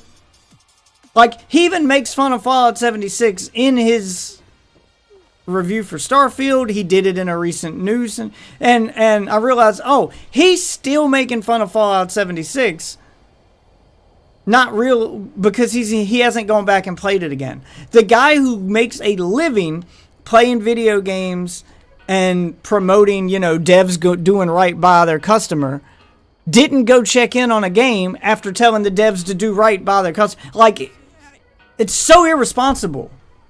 Like, if anyone owes it to the devs to go check on the game after you bitched about it for an hour and a half in your review, and then they fixed all the shit you complained about, if anyone owes it to them to go check on it, it's fucking you, Joe. Damn, that's crazy. To be 3 years, 4 years later? No, it's 5 years in. We're 5 years later and you hadn't gone back to give it a second fucking look? You're just going to leave your shitty review up forever, as in that's going to be the state of the game forever. You bitch and bitch and bitch in that review saying, I'll check on it if they do this, this, and this. They did literally everything you asked them to, and you didn't go back to it. That irritates the absolute hell out of me. At Angry Joe on Twitter.com. It just pisses me off because you show it in your videos like you're very clearly lying. Because when you do your stuff that's not related to Fallout and you start making jokes on it and using it as a punching bag, without even, it shows that you haven't gone back to check on it. You don't want the game to be better. You don't want all of that stuff that you asked for. You want the memes. You're having more fun making fun of it than you are giving it the chance that you said it deserved. Because you said it deserved it if they did this, this, and this. And guess what? They did that, and that. And more. I just think he's white, bro. I'm trying to figure out what the answer is, because you can't, because you can't have it both ways. You can't bitch about games being unfinished and needing to be fixed. I heard a stripper and then both ways, bro. You can't bitch about a game being unfinished and needing to be fixed, and then at the same time say, well, it didn't release in a finished state, so fuck them. Like, you can't do most both. Of these big games are rushed. I'm not saying he's not right. They should release in a finished state, but if they don't, and you bitch at them then and go, hey, fix it so we can play it, so people can get, you can't advocate for people getting what they paid for in these games being fixed and then go, nope, it was broke at launch, fuck it, it's dead forever. Like, you go against the very thing you spend most of your time preaching about in your videos. You preach about holding these devs to task so they fix their games, and then at the same time say, well, the game wasn't finished at launch, so don't give it a second chance. So which is it? Because if you tell people not to give it a second chance, the devs have zero reason to go in and fix it. But you keep telling the devs they need to fix their games. So which is it? Do you want them to fix it so we can play it, or do you want us to throw them up the middle finger and say, fuck you, release a better one next time and have them not fix it? Like, it can't fucking be both. Like, it can't. And he's constantly arguing against himself with his messaging. It's so fucking cringe, dude. Like, I like his reviews, and it's great to see a review come out, and I don't even mind him leaving the reviews up because they're a nice piece of history to show. If anything, what you want is you want his reviews to act as a look how far the game has come. This is what it launched as, and this is where we're at now. But Joe never goes back and checks up on games to give you that this is where they're at now. With the exception of No Man's Sky, he's never done that. He did it one time. No Man's Wi-Fi? And he fucking champions No Man's Sky to death as the example of what companies should do. But then when other companies pull a No Man's Sky and do that, he still shits on them. Like, there's some companies I feel like he's just going to shit on no matter what. Bethesda's one of them.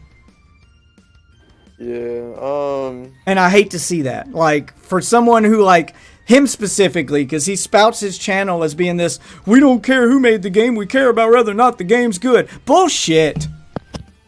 No Man's Sky was fire for what it was, but I feel No like Man's Sky is it should respectively be its own thing. I think whenever a game pops off and it's like, oh, it's a space game, everyone starts. Oh, making oh no, space no. games. I mean, it was shit at launch. They straight up lied to you at launch and sold you a broken game. On No Man's Sky. To the, Yes. Yeah, on No Man's Sky, to the point, two guys actually who were friends. You know how the director guy said if you would be able to see your friends in the world. Yeah. Two guys actually found the same world, met up at the Yeah, exact same there was no location, and no they multiplayer. couldn't see- There was no multiplayer at launch. There was very little wildlife. There were no alien factions. There was no story to speak of. They There actually was took the game felt what's it called? the game was unfinished at launch. He basically like lied through his teeth in interviews and sold you a lie. But Where the whole to his- one big lie came from. yeah, but to his credit, they spent years delivering on all the stuff they originally promised. They just didn't deliver it at launch. And that's why No Man's Sky keeps getting championed to see this is how you treat a game. If you do, if you can't get it right at launch, get it right eventually. But No Man's Sky is the only one he gives that credit to. Lots of other games have learned from No Man's Sky's example and done the same thing, Fallout 76 being one of them, and he never went back to it. He never went back to Fallout 76. God, there's a whole list of games that he never went back to. What other games have oh, he never went back to Cyberpunk? He still says to this day, yeah, we'll check it out. He said he'd check it out when Phantom Liberty came out. Phantom Liberty came out. He still hasn't gone back to it. He even said it in his most recent news show. Oh, we'll check it out eventually. No, you won't. No, you fucking won't. Cyberpunk's just as dead to you as Fallout is, despite the fact that it also pulled a No Man's Sky and completely turned itself around. So, there's plenty of examples of games doing what he wants. Yeah, there's still plenty of examples of game companies doing what Joe wants, and Joe just ignoring them entirely. And I can kind of understand a paying consumer being burnt and, going fuck it and just moving on because they have lives and other shit to do. But Joe, you literally do this shit for a living. At the very worst, checking out the game again just becomes content. So you're still getting something out of it compared to a normal person. Yeah. It's just mind blowing how just biased he's become with his stuff when in regards to certain companies. I don't support this fascism, bro. I agree. Fuck fascists. Yeah, fuck fascists. Fuck Yeah. fascism. Yeah. Hot take. Dude ain't even a fascist. Where's my hot take button? Except for Mervyn Supreme. He's the only friendly fascist. I have to support him. Not we're only friendly fascists of Stalin, bro. God. No, I'm not saying Fallout 76 is perfect now. It's still got a long ways to go, and I'm hoping Atlantic City fixes a lot of stuff. I'm not even saying its microtransactions are perfect. They're so generous with the currency and stuff that it's almost a non-issue. The one thing that is an issue for me that I can't give them a pass on is the scrap box and ammo box, the unlimited storage space for your scrap being tight. That's the part of the Fallout subscription that irks me. Now there are perks that make crafting shit cheaper, and they added a quick change system so you can quickly change loadouts for your perks. Oh yeah, well, so when you're in I wanted to tell you something, bro. so when you're in your camp, you can just swap to a crafting loadout and craft stuff cheaper. Do you really need the unlimited storage space? No. But it still irks me. Stalin's training, bro.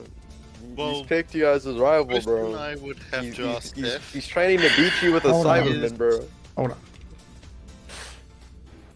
Okay, I just can't allow that. Keep going, Dad. That's my answer. I'm not allowing that.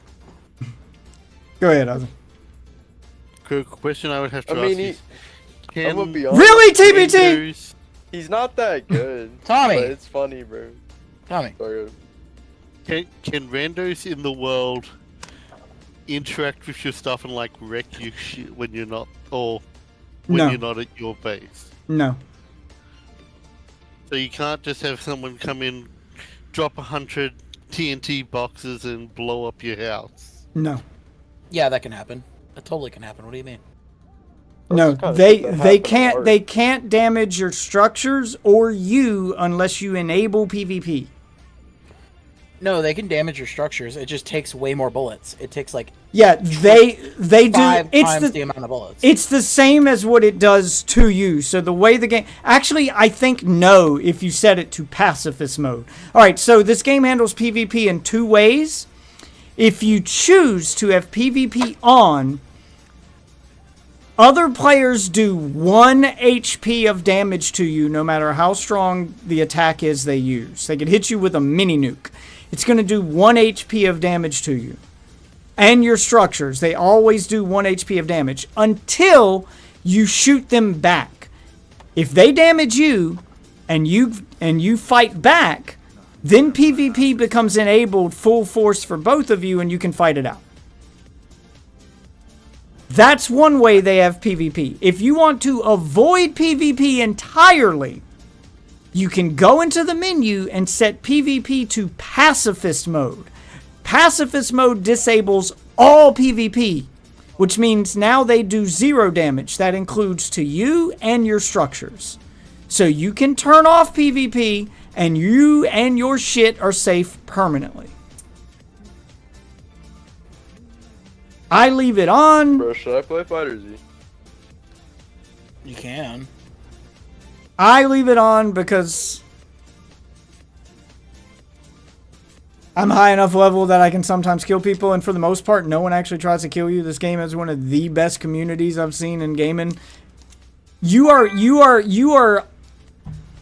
Ozzy, I'll say that you are probably 100 times more likely to have a rando come to your house while you're there, come to your camp, drop free shit on the floor, emote, and leave than they are come and fuck with your shit. I've never had Shit on your anyone. floor, emote, I've and never- leave. I've never had anyone try to damage any of my shit, but I've had people constantly drop me free items and crafting materials. That's just a super common thing. Yeah, Waffle, I'm not gonna lie, bro. jetpack, That or was stealth funny, bro. boy for the torso? Jetpack. Oh, hold on, I got Yeah, dialogue. we're gonna jetpack. There's always. Well, this is a little awkward. You're from one of the local vaults, right? Hope you Yes, don't I mind am. us settling in your neighborhood, because we're already kinda here. And if you want to kick us out, then the answer's no. If the walls weren't already kind of a statement to that effect. Yeah, I'll reset them in a minute. I'm almost there. Simmer down, simmer down. We still got time, boys. We still got time. I don't understand why we can't get a few more sunnies. Inoculated. This some kind of a scare tactic?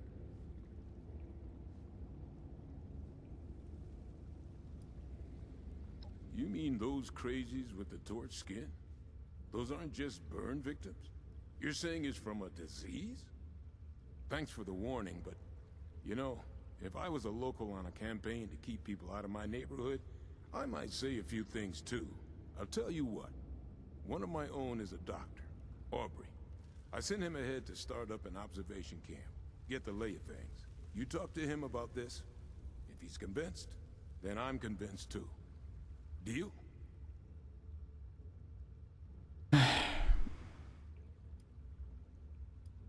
Check on Aubrey, then you all get inoculated. Assuming he agrees with you about this disease, then we'll hear you out. Okie dokie. Yeah. All right, I'm back. I was just gonna say, I watched your video, reaction video to the Destiny 2 microtransaction thing. Yeah, the that's other one of day- my yesterday. it's one of my more popular videos. What'd you think? Yeah, It's it's a got complete trash fire. it's not even like I thought about it because that's a live reaction to just the state of things, and I've heard even more stuff after that. Like I need to just do a straight up rant about it because, oh man, I just want to rant at the people who are defending their bullshit at this point because If you can believe it, That's gay. if you can believe Love it, that. the microtransaction in Destiny have gotten worse since that video. $60 for some DLC? Fuck yeah. Oh, no. The new DLC? The final DLC? Okay, so the final DLC for the game, quote unquote final DLC, is $100. $100. There's no way around paying that $100. You could buy the like $60 version. First of all, it went from $20 expansions to $40 expansions to $60 at the base price now. But if you buy the $60 one, then you got to buy a battle pass, then you got to buy those dungeon keys, then you got to buy all that other bullshit, or you can pay for $100 and just have access to everything in that new expansion. So it's a $100 expansion. They've reached triple-digit price tag on this. Fallout crashed. It's time to go for me. I'll see you. I got it. All right. So they've reached triple-digit figures on the price of their expansions. And then on top of that, they're still not done with Destiny 2. Instead of putting Destiny 2 into like a maintenance mode like they did with Destiny 1 and saying, okay, everything's on a timer now, it's on a schedule, you guys can grind forever and go through all the content you maybe didn't get a chance to do. We'll give people a chance to actually finish Destiny 2 and have a set endpoint now. Instead of doing that, they're just going to, and working on a Destiny 3 to give a new starting point to try to attract new players, because if you're jumping into Destiny 2 now as a brand new player, good fucking luck. They vaulted half the content. There's no way you can experience the full story because everything was on a real life schedule. And if you weren't there during that season or that event, you just missed that part of the story. You'll have no idea what's going on. There's no tutorial in the game to speak of because they vaulted all the original content and they didn't bother to put in a tutorial for new players. You'll have no idea how to play the game. Unless you have a friend to handhold you through this, you, as a brand new player, you're getting nothing out of Destiny 2 now. What they need to do is put it into maintenance mode, start from scratch on a Destiny 3, new engine, new graphics, new story, and just kind of fix all the problems from Destiny 2 and do a proper launch of a game. And I don't mean have it ready in 2 years. I mean take some years to do this. You can occasionally do an event in Destiny 2 or something, or throw out some new cosmetics or whatever just to keep the money coming for those people who want to grind it forever, because there's probably plenty who was... I mean, that game's got a shitload of content. There's probably enough content there to keep its hardcore fan base busy for years. Maybe unvault the content that's there to try to attract new players to that game while they wait for Destiny 3 and spend 4 to 5 years making Destiny 3. But they're not going to do that. Instead, after this $100 expansion, they're switching their business model for Destiny 2 to be something that has already failed time and time again. But let's repeat the problems of the past here. They're going episodic. So you'll just have new mini expansions to buy every few months instead of one big expansion once a year. And every game that's ever gone episodic never finished its plot. And I mean every game. There's not a single episodic game in existence that played out through all its episodes. The story is always left unfinished, and they give up before finishing the story with these episodes because people stop buying them. People don't like 2-hour-long games and then have to wait a year for the next one. Episodic games don't work. This has already been proven. Look no further than Half-Life 2 Episode 1. There was no Episode 2. Or Half-Life 3, for that matter. Oh, no, there was an Episode 2, but there was no 3, because Valve can't count. There was no 3. Right, because Valve can't count to 3, right. So there was no 3. There was no Half-Life 3. Yeah, there was no Half-Life 3. There was no Episode 3. Look at Sonic 4. That got 2 episodes. Never got its third one. There was an entire company who built its games around the episodic model. They went bankrupt. I believe they were called Telltale Games.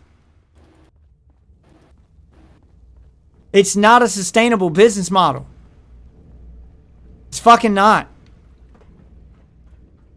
So what the fuck are you doing? Am I using Kaioken on this motherfucker? No. I guess I have Kaioken. Yep, I guess I gotta run Kaioken on him, bro. God, I hate this fucking. The movement in this game is so fucking clunky. But yes, by viewer request, I am going through all my old footage that I haven't already deleted What game anyway. did you say you're playing? Blast Blue? No. Going through all my Xeno. old footage, So you're playing Xeno too? Yes. at least from the stuff I haven't. I Hold on, haven't. let me get finished with this fight. I'm training. At least from the. Okay. At least from the stuff I haven't deleted yet, I'm going through all my old footage, and trying to pull out some of my best rants that can be made into videos, and try to edit them down. But you're talking about going through hours upon hours of footage to try to find the good stuff, because I didn't bother to write down timestamps for this stuff at the time. So it's gonna take me a while, but I will slowly start rolling out that content. You should good film stuff. out in the Bronx, bro. How high are you right now? What are you even talking about? I feel like we're having a separate conversation from Tommy today. We are. He's playing I'm Xena. on You're Imperial talking about the plane. thing. He's just out of nowhere. The Bronx, bro. Like, what? What are you even talking about? He says, "Bro, you look. should record in the Bronx. You don't know where you live." Oh God. I said you should record it in the Bronx, bro. I feel like Tommy's on another planet today. He Dude, is. I'm bro. in another universe, bro. I'm. he's in Echelons, another Xenoverse. Oh no. Oh, God. Oh God. Don't Yeah, say there it is. that. There it That's- is. All right, let me get my well rested. That isn't based. Jesus Who Christ. am I is playing based. Waffle? Super Boo. Super Boom. Not Dragon Ball Yeah. Super Boo, but like Super Boo. I hate that that's his name. I really fucking do. Jeff, have you also heard that the remasterization of the Turok trilogy Let go, is I finally won't. happening? It's doing what now? That they're finally concluding the remasterization of the Turok fucking- trilogy. We've got 1 and 2, and they're now actually bringing out the Turok 3 remastered. Oh, so you Turok. can finally finish that series on PC.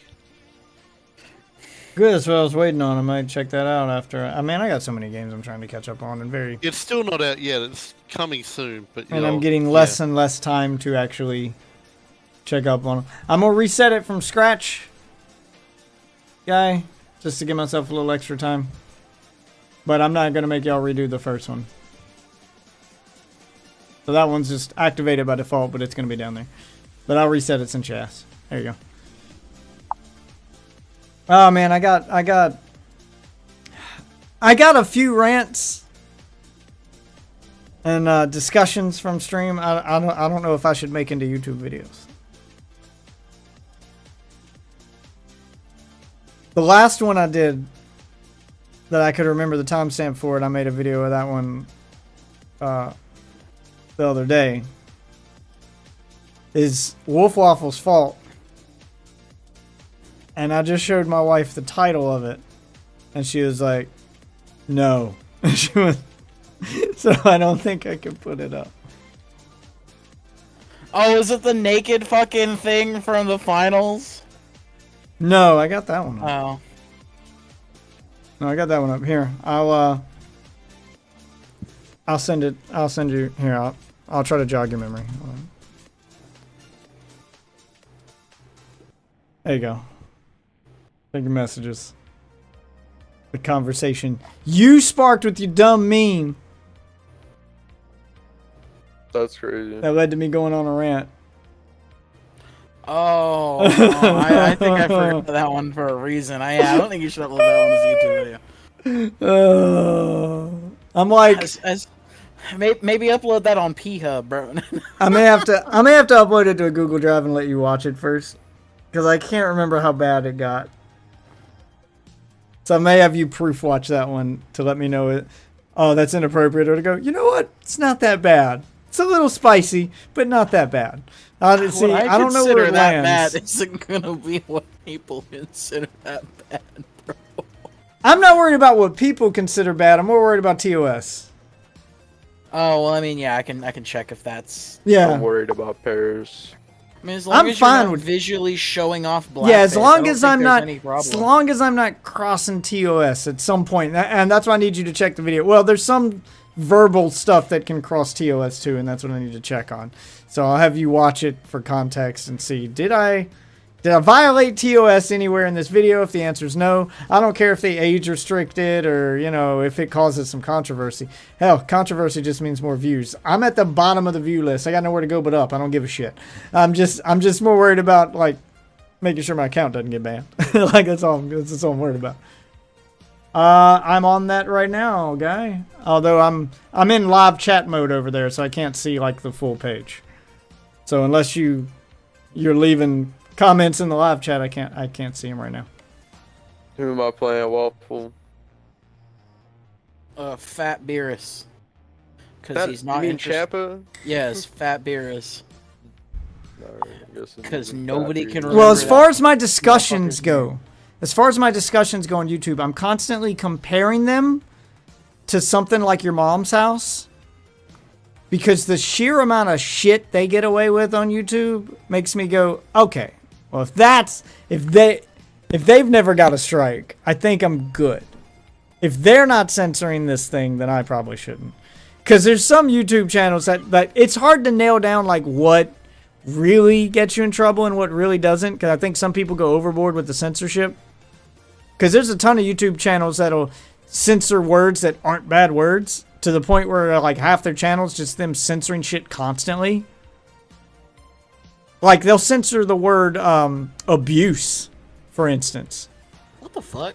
Yeah, that's a thing now. Like, they censor fucking everything because they don't want to get age restricted. Like, they want to maximize their monetization. So there's levels to it.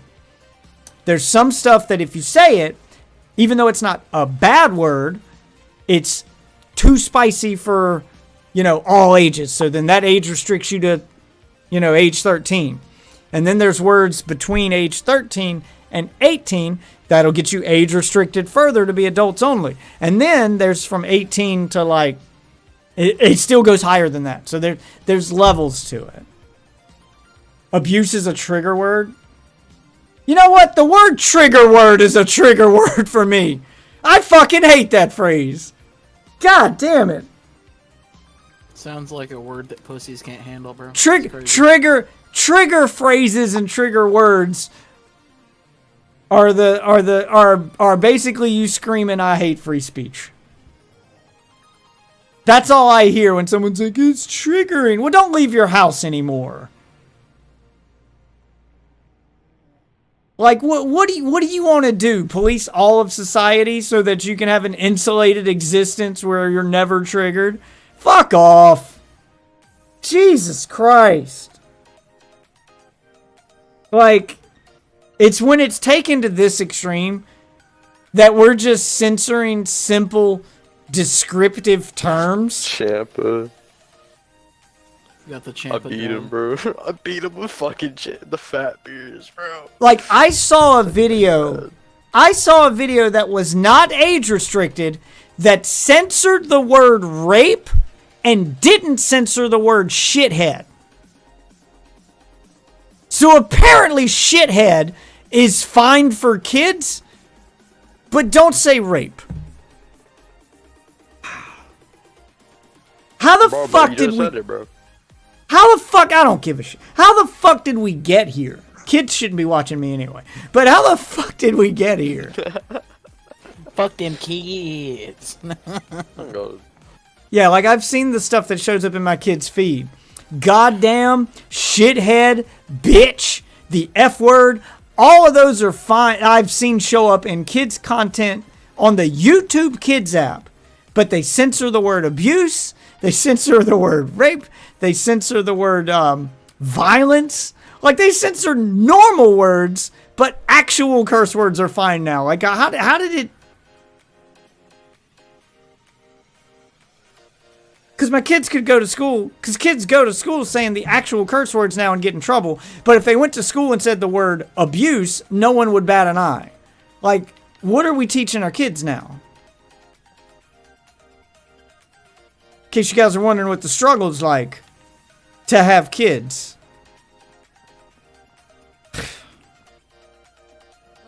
You're in the position now where you have to moderate the moderators.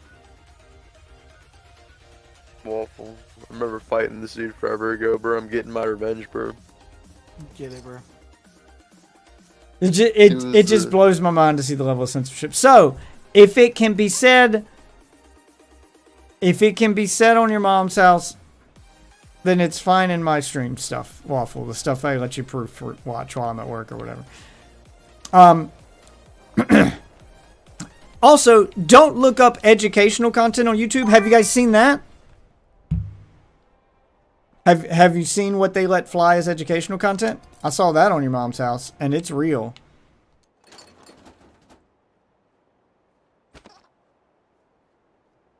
There's a video that's going pretty viral that's considered educational, and that's why it's allowed on YouTube.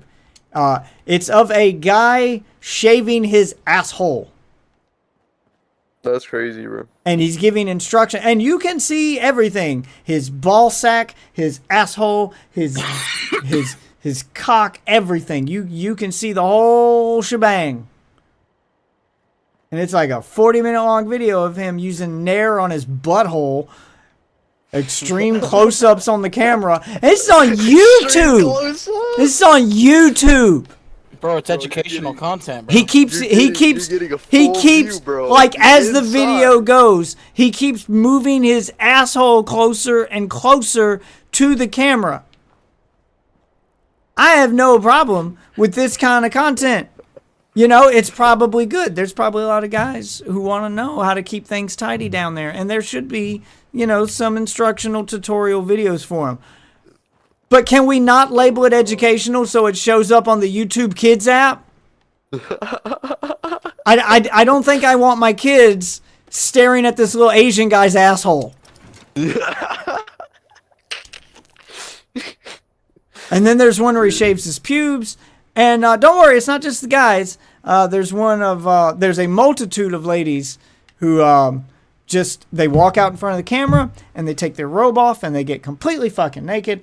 And then they give you instructions on how to breastfeed your child or how to drain your breast of your breast milk and just lactate on your own so that you know, blah, blah, or how to check your breast for lumps to see if you have cancer. It's just an excuse for women to play with their tits in front of kids. That's all I see it as. I'm sorry. I don't care if it's quote unquote educational. I can't say the word abuse, but this bitch can milk her tits in front of my kids. Like, what? What? How is this where we're at? Literally milking her tits in front of... Okay. All right. Well, I don't care anymore. Going gloves off over here. I'm done censoring myself. Because I don't know where I don't know where the line is anymore. And I'm done trying to figure it out. I'm seriously done trying to figure it out. What? You're done trying to figure it out. Yep, I'm done trying to figure out where the line is. I'm just gonna just fuck it. I'm not monetized on YouTube anyways. I don't give a damn anymore. I'll say whatever. I'm done streaming on Twitch. I'm a Kick guy now. So I can talk about stuff. So I can not have to worry about offending people. I can just say shit and it's fine. I'll say this, they actually finally let their people fucking multi-stream, so good on Twitch for that. One good thing they've done in like 6 years. Kind of. Bro. There's caveats to that, by the way. I looked at it. I looked into it. So you can multi-stream. But here's the deal. Here's the restriction. Because Twitch has to have something exclusive. Are you ready? Yep. You can multi-stream your video to other platforms. but you are only allowed to interact with Twitch chat while multi-streaming. How are they going to enforce that? If they catch you interacting with chat and the people you're interacting with aren't on Twitch, they will ban you. If you want people to interact with you from another platform, you're supposed to instruct them to go to Twitch. They want video only on other platforms. Interaction is exclusive to Twitch.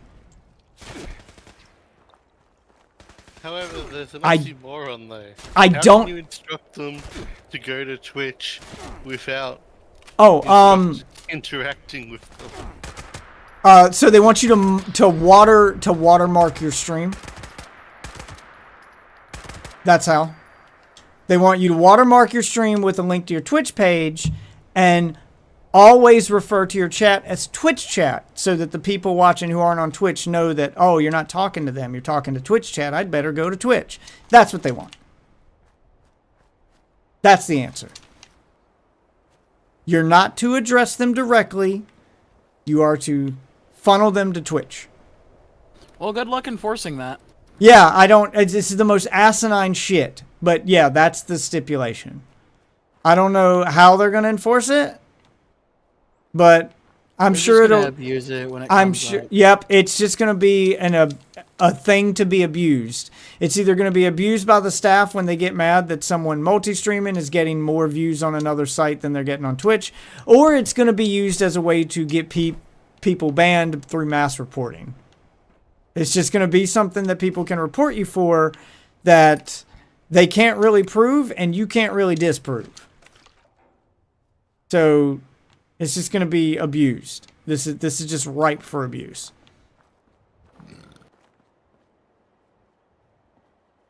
Because Twitch is going to Twitch. They can't just be cool. They have to do everything in the most asinine, anti-consumer way possible. Which is why stop streaming on this site. It's just, I'm done.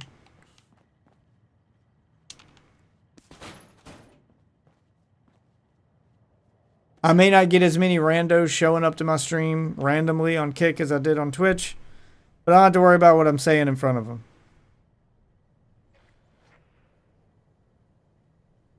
So, I don't have to censor myself. If I want to tell them to go and subscribe to my Patreon or my fans only page or my massive hub full of content, fucking can. Crazy. Don't give a shit. Not the Vault 69.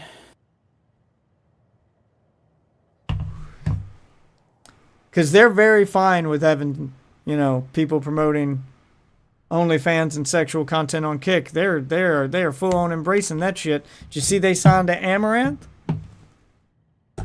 Yep. They pulled Amaranth away from Twitch. Mm-hmm. So they are going full force with the hot tub streams.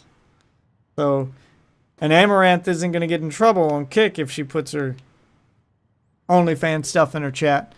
She had to try to hide it on Twitch, even though she still advertised her OnlyFans to children on Twitch. Now she can just put the straight up OnlyFans link in chat. Like, they don't give a fuck. So,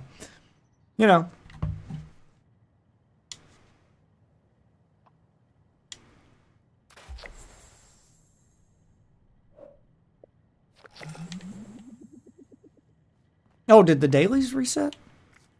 Oh no, I'm one away from completing all of them. I need to do all those anyway to keep leveling up my battle pass. What do I gotta do? Kill a mutated enemy? Oh, that means I have to do a mutated event. Wanna buy some junk? Want to sell you some junk? Oh, you're out of money. Never mind. Never mind, bro. I'm gonna go. I'm gonna go do my quest now. Start walking because I don't have a fast travel point. It's out in the middle of nowhere. Only reason I think I might do. I don't know. I'm debating if my wife's not gonna play this with me. I don't know. I'm gonna kind of leave it up to you, Waffle. I'm kind of invested in the Xbox version, but I may switch to PC for the next season. Just for the better graphics and faster load times and the ability to play with a keyboard and mouse. Is Sassy not playing it as much anymore? She hasn't really had time, and she's determined to beat Starfield. I was trying to get her off Starfield and onto 76 until they fix Starfield's quest problems. That's the reason I'm not playing it. Because I am straight up locked out of the one quest I was interested in that game, and that was enough to make me put it down. You need to do like a modded playthrough, but like you pick all the mods for her. Like you could do it so like each stream you add like an extra mod, and she gets to like, you know, fuck around with that, unless it's like a huge mod or something. Well, I want to introduce her to Fallout and have her play one of the single-player Fallout games since she's so wrapped up in, you know, Starfield. I'm like, I think you'd like the Fallout games more, plus they're not broken like Starfield is. Starfield has some game-breaking bugs, and one of them has halted my quest progression, so I can't go any further. So until they fix it, I'm not starting over. And that's the only answer for me, because I don't have a save file from before the glitch happened, so I'm just stuck. So I don't do manual saves. It was all auto saves, and it auto saved over the one that from, you know, so I'm just kind of stuck right now. So until they fix the game, I'm not going back to Starfield. But she could play something like, I don't know, I'm torn between which one to tell her to play to get into Fallout. Because 76 just kind of throws you into it. The story progresses as you go, but it's very much meant to be like the purpose of Fallout 6. There's no tutorial or anything. It just throws you into the game as quickly as possible so you can play with your friends as quickly as possible. You're meant to just go through it, you know, to just... The story unfolds as you play instead of front-loading the game with a bunch of story and then, you know, easing you into it. So, I don't know. Which one would be better for easing her into it? You know, Fallout 4 or Fallout 3? I mean, I know that New Vegas is the best story, but I don't feel it's a good starting point. Ah, fuck, I just blew myself up. Forgot I had that gun equipped. So I don't know, like, which one would do the first job. Like, I feel like Fallout 4 gets you into the game faster. But it doesn't have much of a tutorial, whereas Fallout 3 takes its time getting you into the wasteland. You spend a good chunk of time in Vault before you actually exit the vault and get into the wasteland in Fallout 3. But that vault acts as an extended tutorial, because that was the first Fallout game they ever did in 3D. So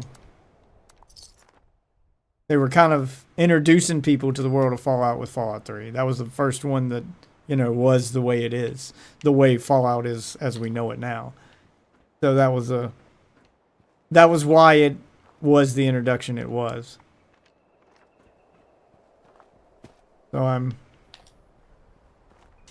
plus it's got Liam Neeson, but there's a lot of quality of life stuff in 4 that makes it a little easier to get into after you get out of the vault.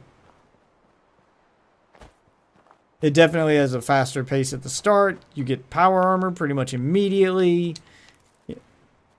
She likes town building games, so I think she liked the settlement aspect of Fallout 4. And that settlement aspect does a pretty good job of acting as a tutorial for the camp system in Fallout 76, as well as the building in Starfield. Because they do not, in Starfield at all, and I still haven't fully learned it, explain how the outpost system works in Starfield. I mean, the building mechanics work the same as, you know, Fallout 4. Except for all the new shit they've added. So I don't understand how to link them between systems. Even though I built the structures needed, I don't know how to link them back to a town. And I have a mission in Starfield for linking an outpost back to a town. I build the outpost, I build the link, I go back to town and try to link them, and it doesn't show up. Like, I don't know exactly how that system works. I ain't figured it out yet, so I couldn't tell her if she had questions. I feel like Fallout 4 does a pretty good job of kind of teaching you that with its settlement system. So maybe that'll ease her into it better. So I don't know. I don't know which one to tell her to play first. Probably Fallout 4. I feel it's I feel it's more modern than Fallout 3, so it'd probably be a little easier to get into since she's used to Starfield at this point.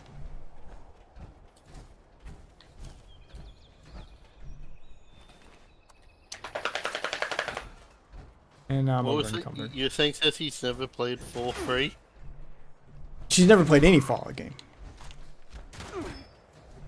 So Starfield was her first Bethesda game ever. And because I've constantly told her that she needs to play them because she'd probably like them. They're her kind of thing. But she never sat down and gave one of them a chance. And then she sat down to play Starfield because she saw me playing it and thought it looked interesting and wanted to play it with me. And that's when she realized, oh, it's a single player game. And I said, yeah, if you want a multiplayer Bethesda game, that's Fallout 76. It's kind of your only option. So that's the reason why we got into Fallout 76. But she, at that point, was so engrossed in Starfield that she can't seem to put it down. She's determined to finish Starfield. I'm trying to pull her away from it to play something else. I'm like, if you want a single player experience to introduce you to all this stuff, because Fallout, she played Fallout 76 for a minute, but it doesn't do a very good job of introducing you to all of Fallout's mechanics. It kind of assumes you've already played a Fallout game before. And if you have, it's great, but if you haven't, like, there's no real tutorial in Fallout 76. The fuck happened? So I think having her play a single player Fallout game to introduce her to the world of Fallout, and then have her jump in 76, and then I just kind of help her through the story so she gets a feel for what Fallout's like without a person. And now she knows what the story's about and what the, general gameplay loop of the game is. And then you get to do that with a friend, and that's the whole gimmick to 76. Yeah, I think that would probably be better. I just don't know which. I don't know which Fallout to tell her to start with, because I don't want her to play all of them. Just one good one is all she needs.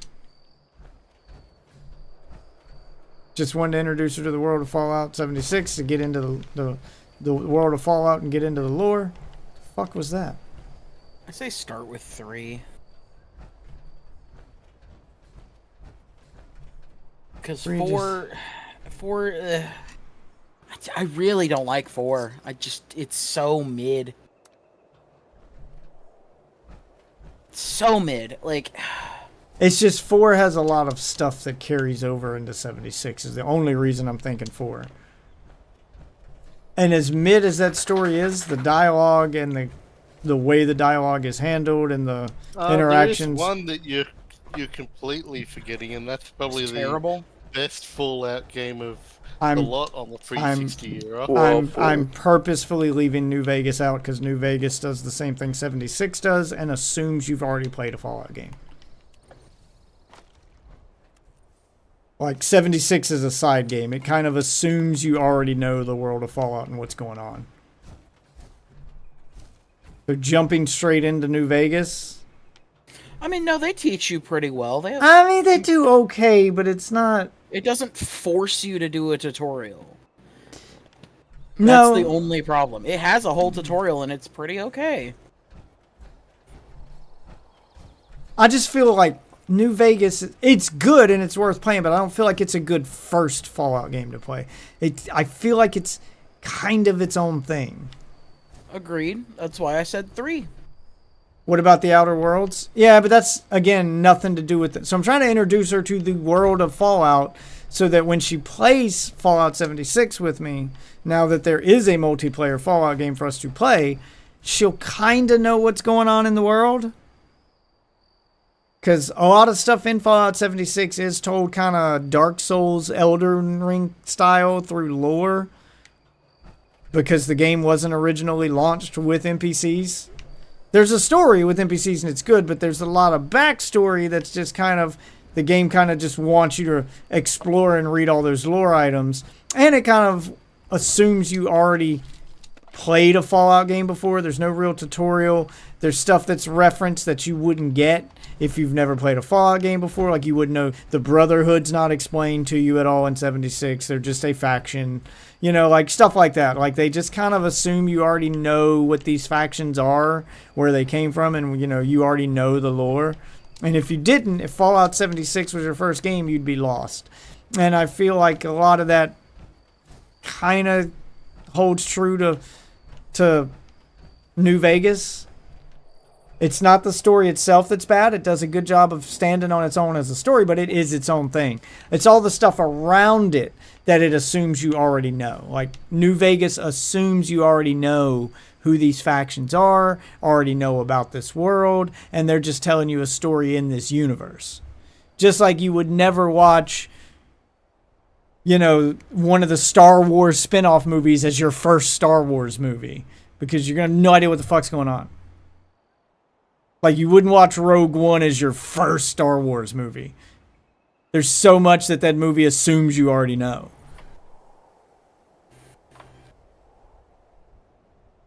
Hey, what's up, Brandon? I saw your message on Kick too, by the way. You caught me mid-rant, so I didn't want to interrupt myself. I just kind of kept going. I'll say this. 4 does a better job than 76 in New Vegas at introducing you to to the lore, but there is still a lot of problems with 4. I mean, there's problems with each of them. They are Bethesda games. No, I mean, like, problems with the fact that, like, they don't treat it like it's the first, like, they treat you like you have, like, a semi-bit of knowledge about Fallout's universe in multiple fucking ways throughout, like, multiple points in that game. They do. They do kind of throw you into it. They don't really do. The intended starting experience. It was developed with the idea that many people hadn't played a Fallout game. And I think going from 3 to New Vegas is one of the best jumps just of games. Oh my god, you really feel... Yeah, but she's not going to play all of them. You understand why New Vegas works. Yeah, but she's not going to play all of them. She's not going to sink that much time into it. She's going to do maybe one and then try to get into 76 for the new season. So we don't have time to do all 3. So if you can only do one as your introduction to Fallout before... Like, which one would be the best way to go from Fallout would transition well from that game straight into 76? That's the question I should be asking, is which one leads into 76 the best?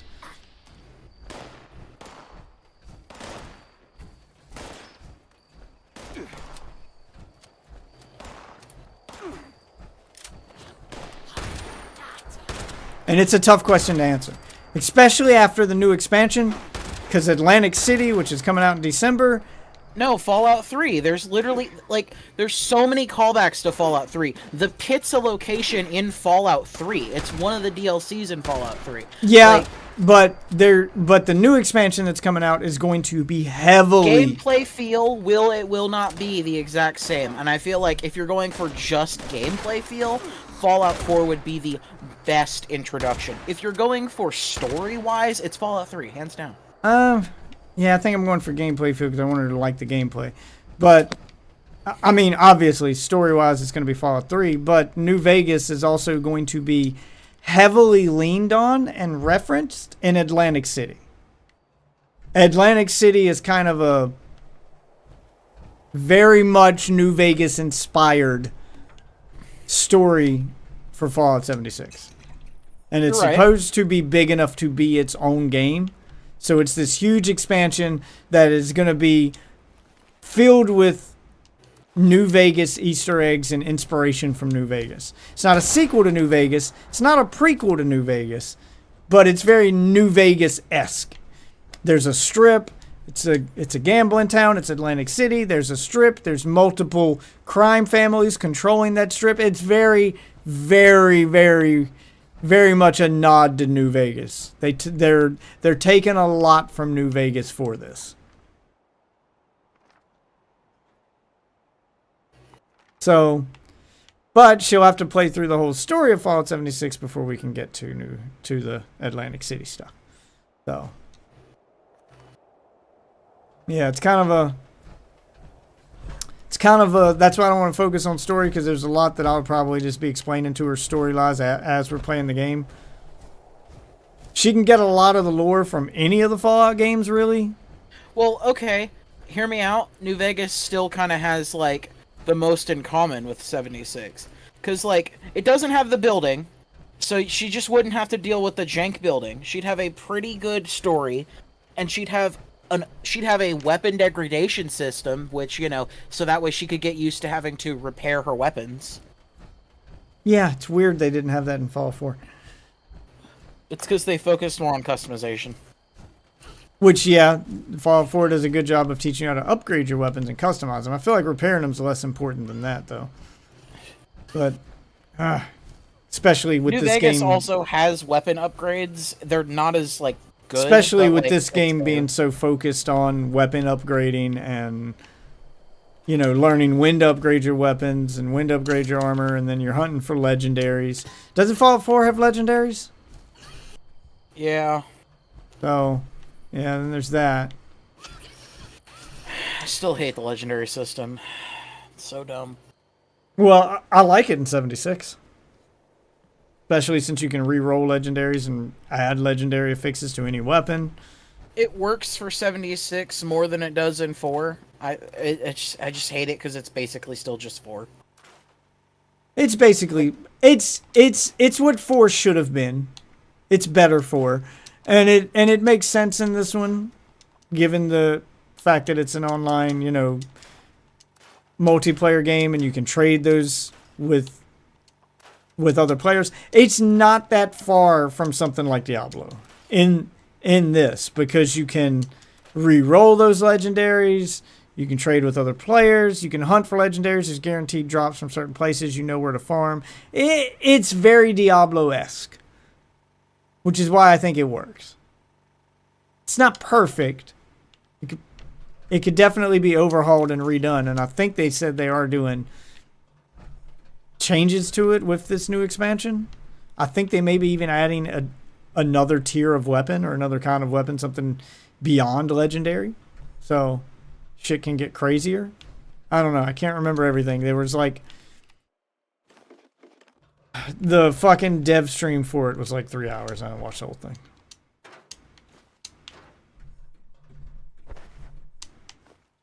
But it looks like it is gonna have a absolute assload of content and changes. Like, this is their biggest expansion for 76 to date. This is their, you know, their big push, and I hope that this is going to be one that they advertise the hell out of to try to bring people back to the game, because I'm hoping that's what this is supposed to be. Because if you haven't played the game since launch, yeah, it's worth coming back to, even in its current state. And I'm hoping that Atlantic City makes it even better. Just builds upon that, and it looks like it is. It looks like this is going to be just a complete overhaul. Oh, thank fucking God. Oh, I'm so glad that's a setting in here. What? So, I'm playing a little bit of Grand Blue, okay? And it has Switch controls because it's a Japanese game. So B was confirmed. But if you just go to settings, you can change that. You can swap them. Oh, thank God. Yeah, I was like, oh. I was getting pissed at it. I was just accepting it for a minute, but no, Minecraft does that too on Switch. Minecraft on Switch, you can go into the menu and swap the A and B button so it plays. You know, if you're coming from Xbox to Switch, like I often do, why like is my kids that do. The default though? Like, it doesn't make any sense. Like, just don't make that the default anywhere but Japan. Oh, it's the PlayStation's fault, and it all comes down to just a misinterpretation of the controller, because the controller doesn't use letters, it uses shapes and symbols. So in Japan, on the PlayStation controller, they do it like that? Yeah, so in Japan, a circle, do you know how, like, when you're filling out stuff here in the States, you got those, you know, check boxes where you can put a check in it, or you put an X over the check box, and that's how you select something? Yep. In Japan, they circle the box. So when they see a circle, that is confirm. An X is how you say no. They circle the box? That's weird. Yep, that's how they do things. They circle it. They circle their answer instead of putting an X in the box. We put an X in the box. So when we saw X... I wonder why that is. Like, I wonder why that's culturally different. Yeah, we didn't see circle and think confirm. Plus, the circle button is red. The color of it is red. And the color of the X button is blue. So we interpret that as X is confirm. And they interpret it as, no, circle's confirm. So it's just a culture thing. When Americans made games for PlayStation, they used the X button, so it became the standard. And when Japanese companies made games for PlayStation, they used the circle button for confirm. So that ended up becoming the standard. So Japan kind of, that's where that came from. A misinterpretation of the PlayStation controller back on PS1. Huh.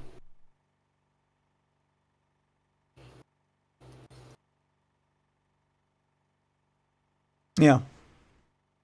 Weird as that sounds. It's just, it was all just simple misunderstanding that stuck.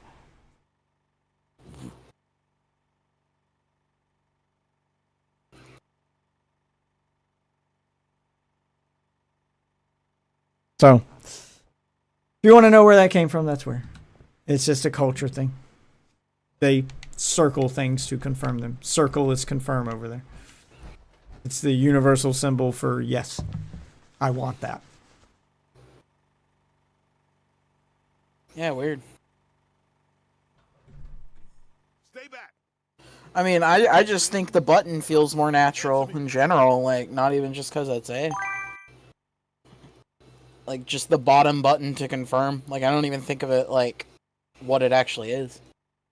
Yeah, I don't know. That's just, they don't, like, that thought doesn't cross their mind. Hold on, get some dialogue. All right. Just don't start yelling about the one or anything crazy like that. So Aubrey's a dude? Screams, gunshots, the sound of Kip getting his head caved in.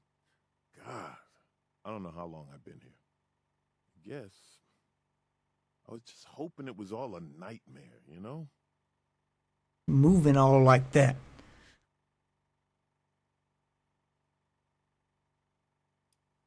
Wait, you're saying a disease made those things? What's a transmission? Airborne? Direct contact? They never touch me, I swear.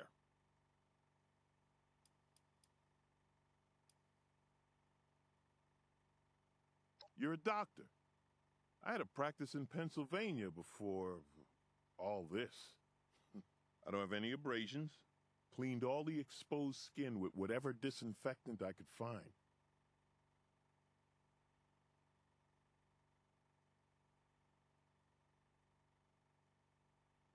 One piece of good news. Thanks.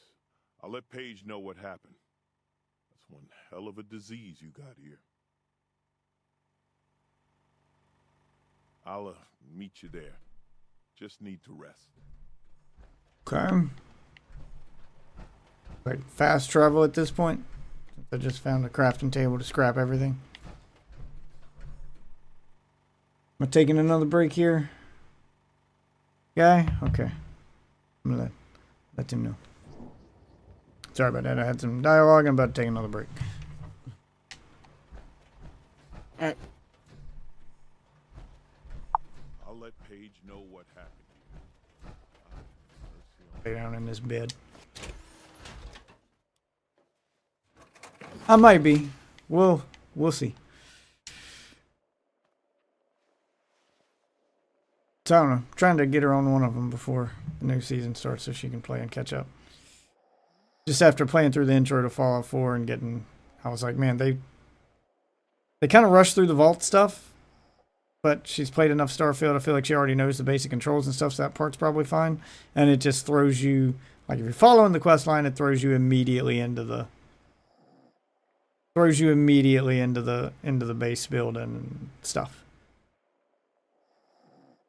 it sends you straight to Sanctuary. You talk to Codsworth, and then you're immediately like, okay, here's a workshop. You can build things, blah blah blah, and then it sends you to the Minutemen. Gives you power armor. I feel like it gives you all the stuff that you're gonna get pretty quick in Fallout 76. So even if she doesn't beat the game, she at least gets used to stuff faster. But Fallout 3 does have more memorable moments, especially that first time you leave the vault, that, you know, first trek to Megaton, and the decision you have to make there. You know, like there's definitely more memorable moments in that one. Especially early on in the game. It's hard to decide. I'll probably just put them both in front of her and let her pick. I'll be like, this one probably teaches you how to play Fallout 76 better because of the base building and the light crafting. But this one has the better story and introduces you to the world of Fallout better. So, you know, whichever one you feel like playing. I mean, if you're gonna give her the choice anyway, let her fucking put New Vegas on there too. Let her pick the game she wants to play. And, like, tell her the pros and cons of each. Because I think they're all good games and all worth, and would give her an introduction to Fallout that would be good in a way. I don't think it would make her hate 76, and I think she could get at least an understanding of the lore and, like, the ideas in the game. And, like, the themes and stuff. Which is, you know, I guess important. And the newest DLC, the newest content, the one that probably is going to be the best and most biggest expansive piece, is going to be more based off of New Vegas.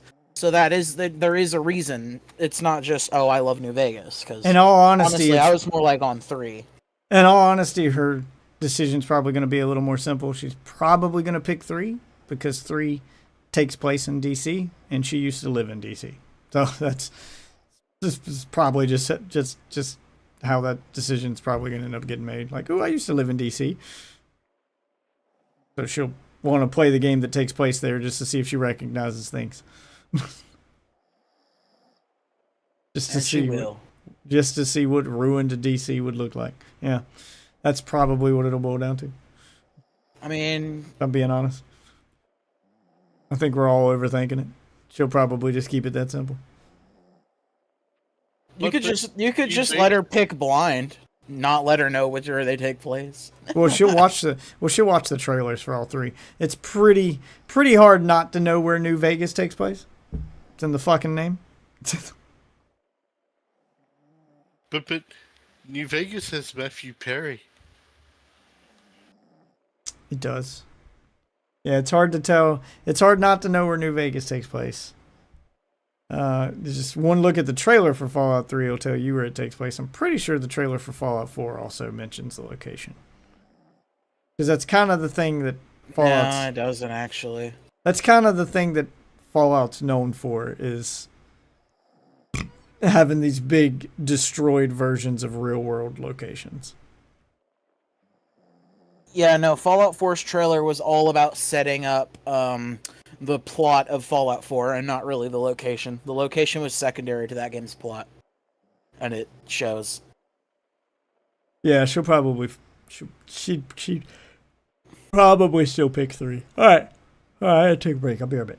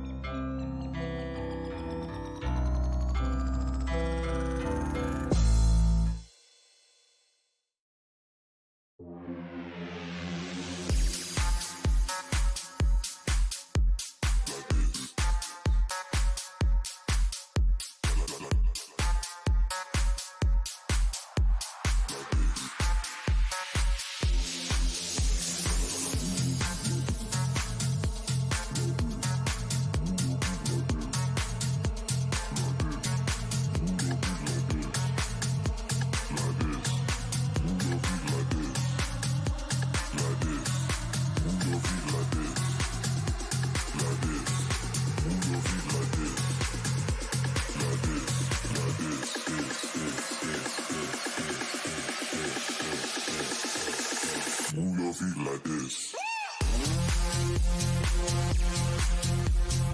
Move your feet like this.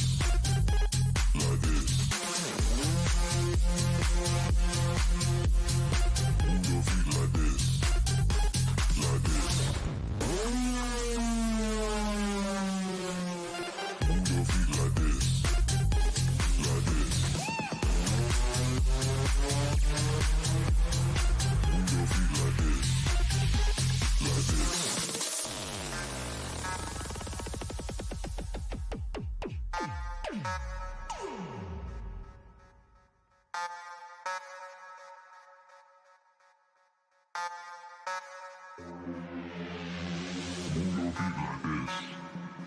Like this. Move your feet like this. Like this. Move your feet like this. Like this. Move your feet like this. Like this. Move your feet like this. Like this. Move your feet like this. Like this. Move your feet like this. Like this. Move your feet like this. Like this. Move your feet like this. Like this. Move your feet like this. Like this. Like this.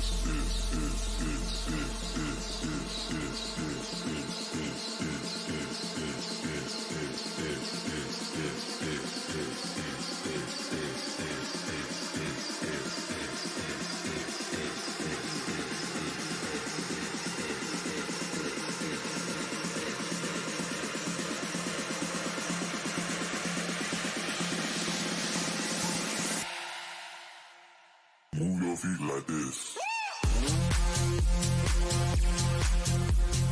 Move your feet like this. Like this.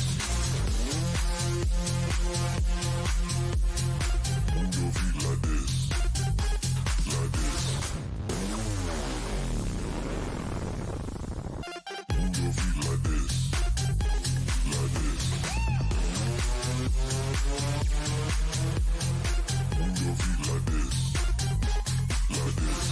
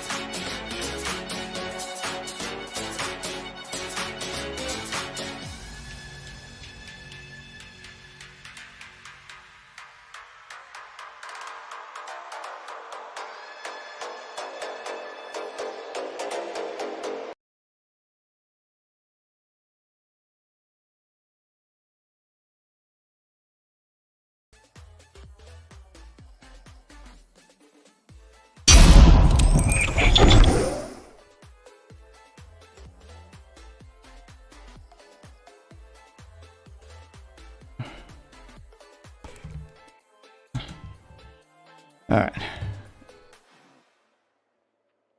I'm back, but I'm probably about to call it because I didn't realize it was almost 3 a.m. Alright, I'll see you later. And Yep. What are we doing tomorrow? Let me fast travel the fuck out of here. I got work, so. I'm gonna fast travel back to my house. What about you, Waffle?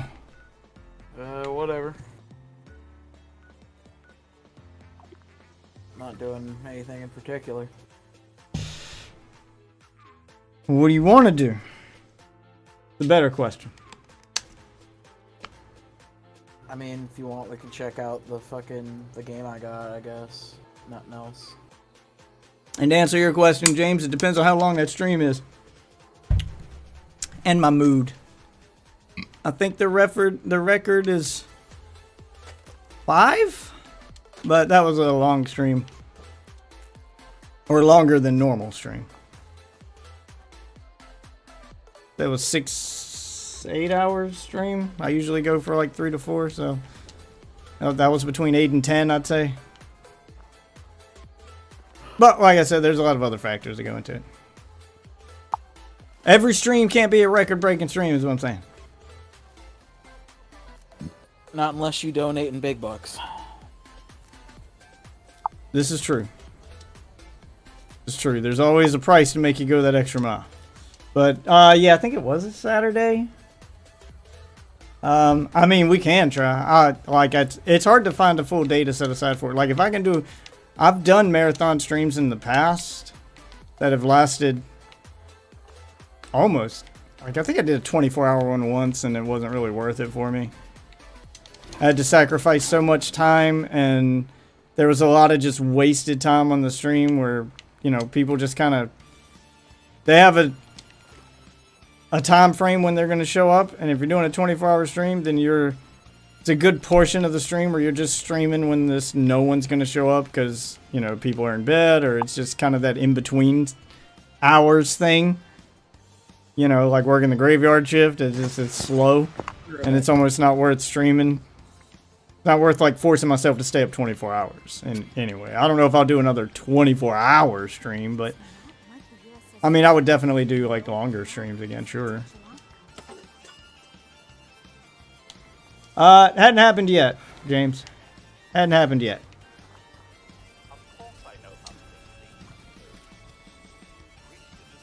Not to say it wouldn't. It just hasn't happened yet.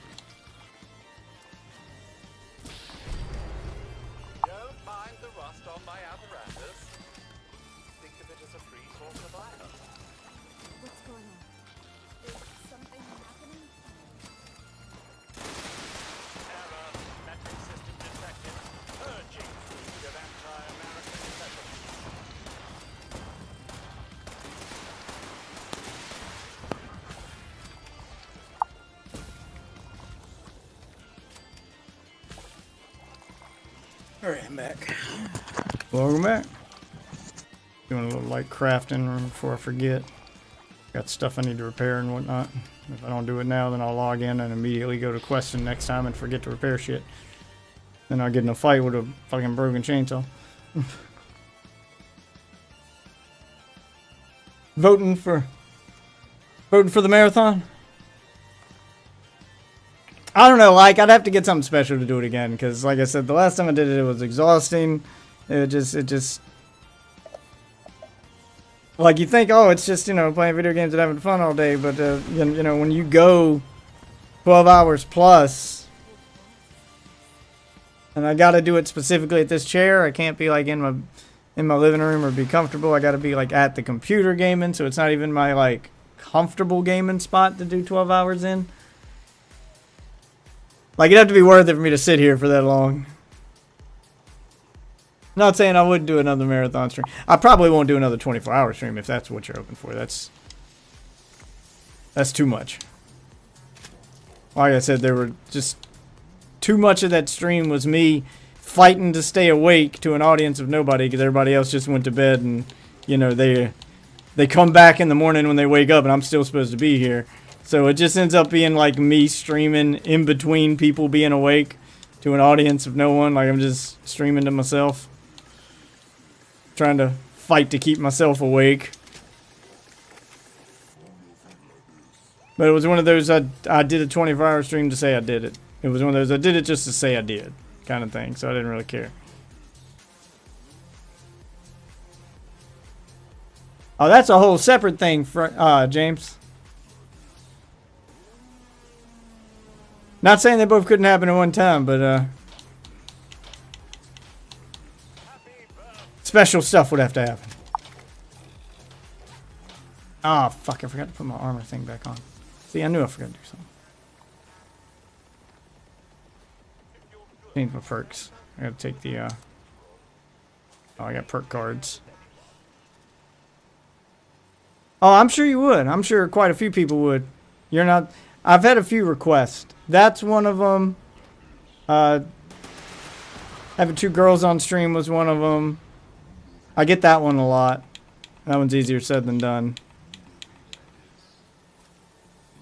So, don't get me wrong. There's a few things on my list that I get requests for that I'll try to fulfill if I can.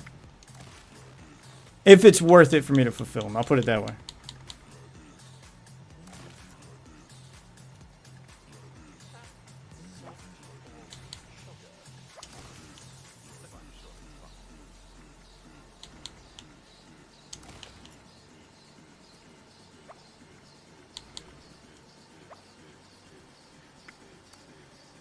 Dead Island Definitive Collection.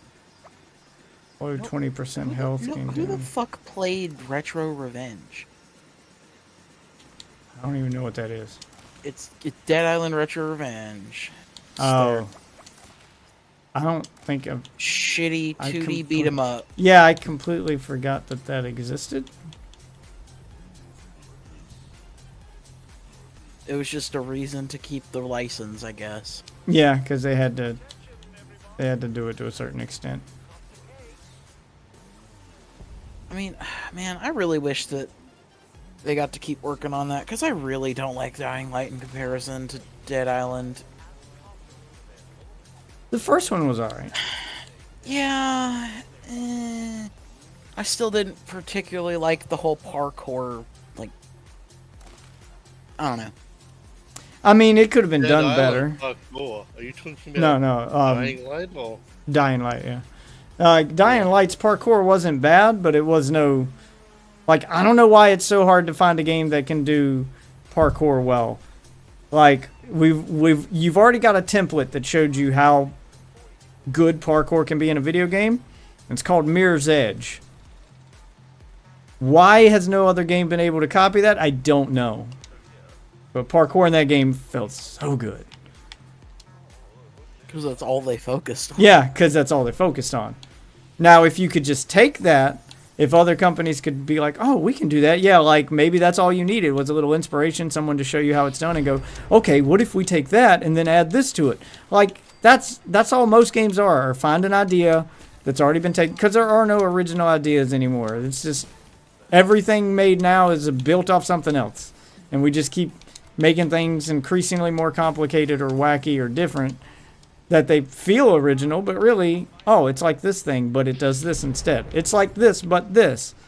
Yeah, why has no one done that with Mirror's Edge? Where they're like, it's like Mirror's Edge, but with actual gunplay. Yeah, but with good gunplay. Like, if you could get the people, like if the devs from Mirror's Edge could join forces with the devs from Call of Duty, you could have your movement-based Call of Duty that felt good. You have good feeling gunplay, good feeling movement. Deep Rock's doing another game. It's a roguelite. I think that'll actually work better for this game than what it did before. Which one is this? Deep Rock Galactic. Oh, yeah. Yeah, I think it'll work really well as a roguelite. It already had, like, most of its levels based off pre-generation. If you just delve into that and, like, make interesting... Yeah, it's the progression that became a problem with that game. The gameplay was solid, and it had procedurally generated levels and stuff, but the progression and what you do in between them made you be like, what's the point? boring. The progression was boring. It just feels like you get more stuff to do the same thing. There's no end goal to it all. You're just mining for the sake of it. And, like, that works much better for, like, a roguelite where, you know, like, at least every single run you're going to have something different happen. You know what I mean? Like, there's going to be unique elements from the gear and the stuff and the map generation. Yeah, even for the map generation in Deep Rock to be random, which it was supposed to be, or, you know, generated, too much of it felt too samey. Because they had to make it, you know, like, all work within, like... I don't know, I felt like there should have been more of, like, an emphasis on, like, digging out, like, areas to fight. I think a lot of it should have been more condensed. I mean, there should have been more... I mean, two things could have made that so much better. The first thing is, if you're gonna do... Learn from the king of procedural generation. And that is, if you're gonna do procedural generation in your game, then the way you make that work is variety. There needs to be enough variety in the stuff it pulls from to generate. Like, the building blocks that it's generating those levels from needs to have a huge amount of stuff it can pull from if you don't want two levels to feel the same. Minecraft has how many blocks at this point? Not like craftable blocks, but just blocks it uses to generate. There's like 200. And there's so many different ways you can arrange them and so much. Yeah, like you need to do that. You either need to have a ton of shit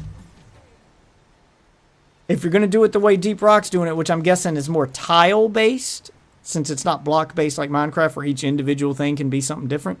So you're doing these tiles, which are large areas, and then they connect together like Legos. And that's how it generates its land. And it's got a set number of things that it has to generate every so often in order to make the level work. So you need to make the stuff, you need to have a ton of those building blocks for it to pull from. And they need to be different enough in scope that, you know, you don't go, okay, I've been walking down this, been digging through this tunnel for X amount of time. Now I'm about to reach an open tunnel. Oh, there's my open tunnel. Oh, now I'm about to reach a structure. Oh, there's my structure. Yeah, like it can't be predictable. It has to be so much for it to pull from that it feels as random as it should be. So you need to focus in on that. And then the other thing it needs, more enemy variety, so you feel like you're exploring different levels of that planet or even different planets, whatever the case may be, and way more bosses. Big, crazy bosses that, like, you have to dig out an arena to fight, or the enemy digs out an arena for you. Like, you fight him for a little bit, you weaken him, and then he starts digging a tunnel, and he's slowly luring you back to his nest, where he's got ads there to fight you, and it's this big open arena. Yeah, like, you got baited by the enemy. Just some creative boss fights like that, where each one has a gimmick and does something. You got the queen that'll lead you back to the queen's lair, where all her subjects are waiting for you, and she has the upper hand with, you know, environmental hazards. You know, you can have enemies with sonar, or this one disables this weapon, or, you know, it's immune to this, or it does this kind of damage. Yeah, like, there's just a ton of ways you can make the enemies more interesting. That was the problem with Deep Rock, is after a while I felt like I was exploring the same shit over and over, and I was killing the same shit over and over. There wasn't a lot of variety, and that became the problem.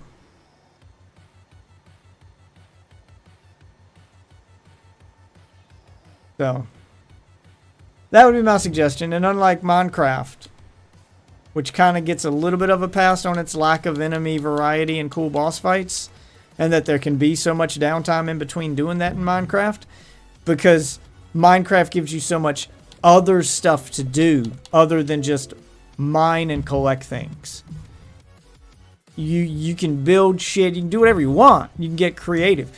There's not a lot of getting creative happening in Deep Rock. Like, you're pretty much just doing the same thing over and over. You're mining, collecting shit, going back to base. Mining, collecting shit, going back to... That's the whole gameplay loop. You're not building anything. You're not getting creative. You're not... Yeah, so you don't get that. And if you don't get that, then you got to make up for it somewhere else. Death, check that out. Not on stream. Look what Fox owns.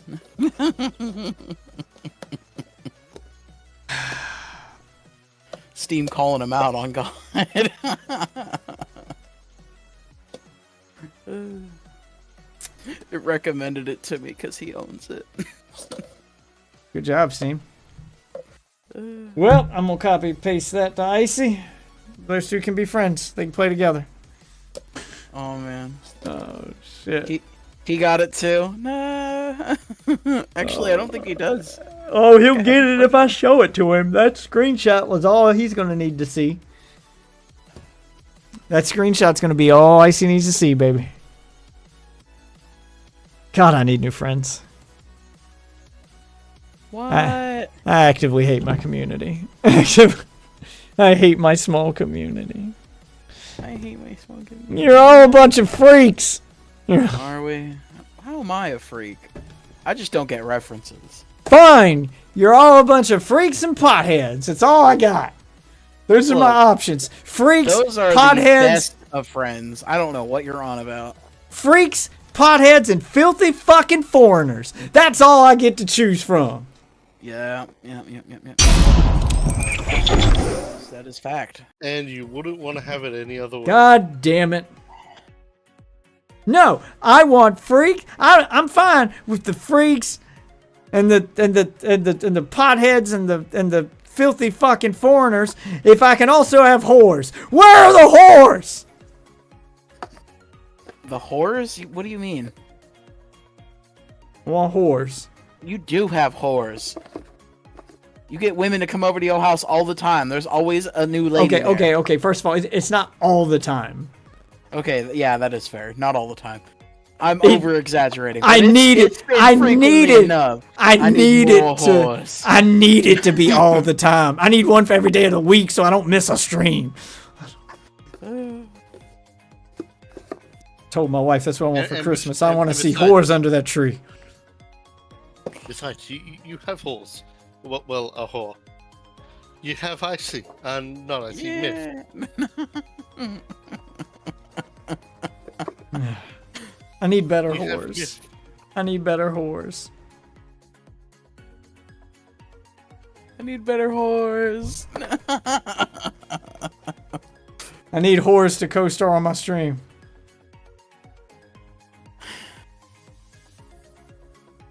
I need collab with Death Witch. I need ambitious whores that want to chase that bag with me. Let's get rich together.